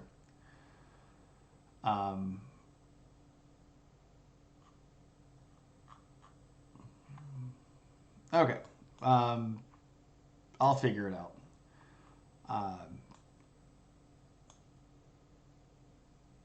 I don't actually know how I would have done the Roman aqueduct stream anyway.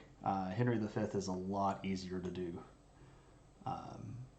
There's not a hanging chat, no. Mac in the Lab Coast. Well, he'll pick aqueducts because that's right up his alley. But you're welcome to ask him. Don't phrase it as a this one is difficult and the other one is not. Just give it to him blank. Like pick one of these. Anyway, Kosovo not going to recognize Serbian license plates. Also not going to recognize Serbian driver's licenses anymore, and that got into a big old issue. And basically, what happened was the entire EU got involved and America got involved because the situation down there is not stable and has not been since the Bosnian Wars in the early and mid 90s. And something as simple as a license plate issue could have ended up spinning out into a really big mess. Really big mess. It eventually got settled, and basically the can got kicked down the road. Why are the Balkans the way that they are? That would be a really interesting stream to do. Maybe a 2-stream series. Why are the Balkans the way that they are? Basically, the Balkans are the way that they are because a lot of different people have lived there over time. And a lot of those people have very, very different lifestyles and very, very different outlooks and very, very different beliefs. And it has been that way as far back as history has been recorded. It's weird because it's geographically isolated in a lot of the regions. It's weird because areas that are very close together can still be separated by impenetrable or very difficult to get through mountain ranges. So people can develop little pockets of ideology and culture that are rather distinct, even though they're very close together. Are you not entertained? Are you not entertained? What up, Aristotle? Is this not why you are here? How's it going, everybody, from Eris's channel? Welcome. Hope you're having a good one. I'm actually about to wrap up because I am whipped. I'll ask you this. We'll let Aristotle, because he rated in, we'll let him be the tiebreaker. Aristotle, we are... Are you not entertained? Are you not Good gracious, what is up with that? You had a short stream because you were wiped too. All right, Aristotle, we're going to let you be the tiebreaker. We were in the process of trying to select a viewer request stream topic for Tuesday. Dun, dun, dun, dun, dun, dun, dun, dun, dun. Jimmy, what up? Thank you so much for that follow. And welcome to the adventure. For those of you that are coming in with Eris and don't know who I am, my name is Shane. I teach history and sociology at college, and we talk about history stuff here, and we goof off and have a good time. We're talking about Carolingians tonight, and we talked about Charlemagne. I have not seen the new Indy trailer. I haven't seen anything that came out today. I only saw one World Cup match today, which should make you aware of how tired I am. Because there were 4 of them and I only watched one.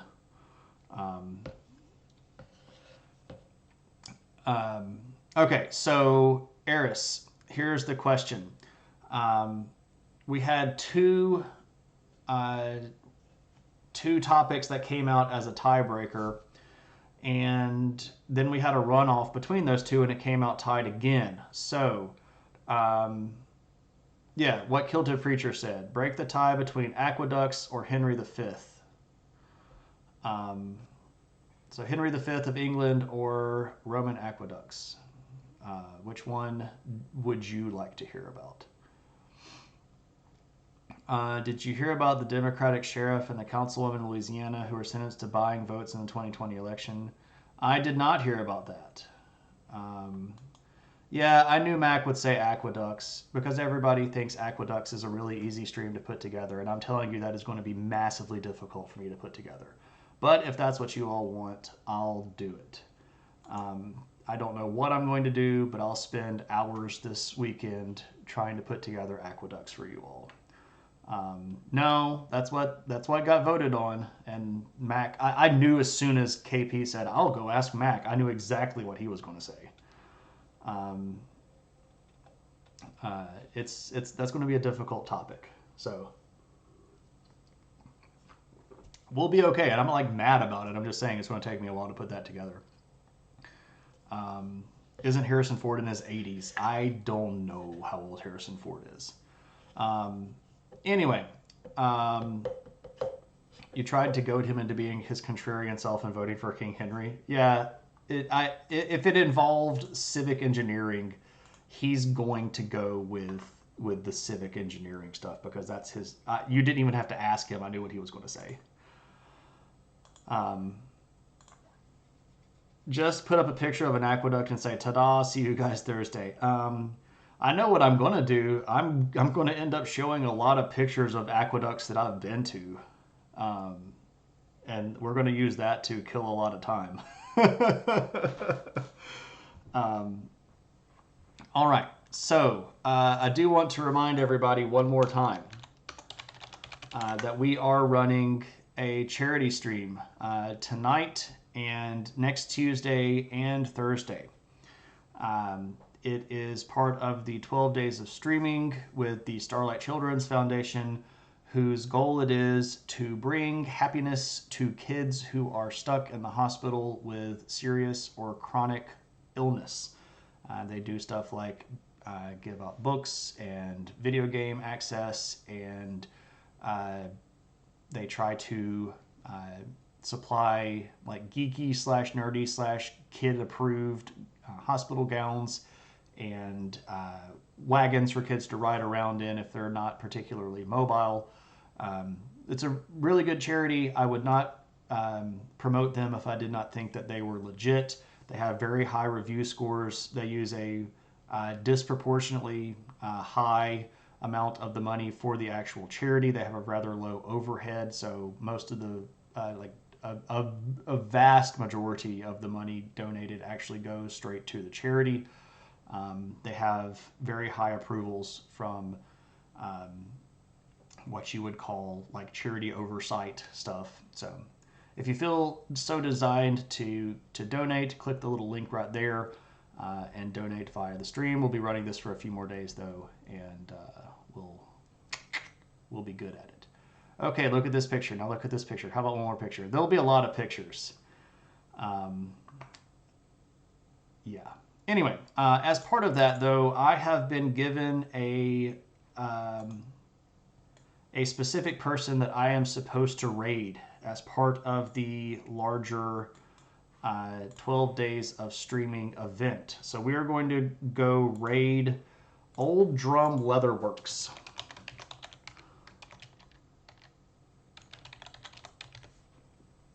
Okay, I was told to go raid Old Drum Leatherworks, but they are not actually online anymore. I don't know why they're not online anymore. That would seem to be counterproductive to what I have been told to go raid. So we're going to go raid KateBit, who is actually a streamer that we raided last time around, and KateBit is a game streamer. Where did it go? Dadgummit.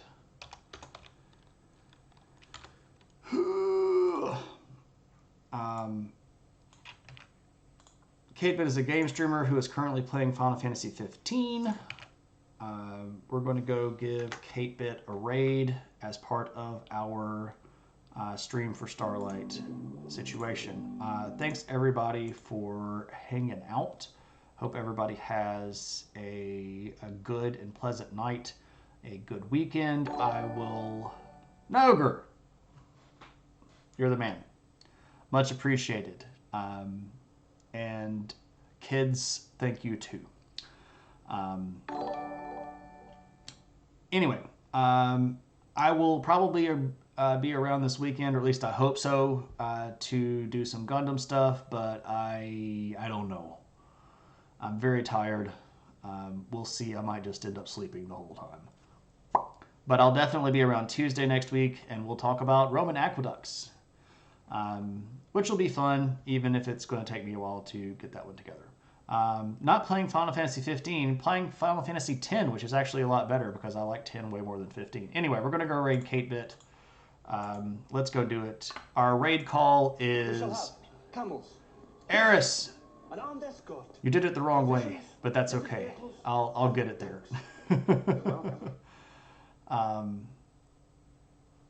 I'll put it over. No, it's fine. It's all good. The link specifically goes straight to the charity. I'll funnel it over though. We'll be all good. Anyway, thanks everybody. Take it easy. I'll see you next time around. Yell adventure, throw adventure hats in the chat, and I'll see everybody whenever. All right. Bye.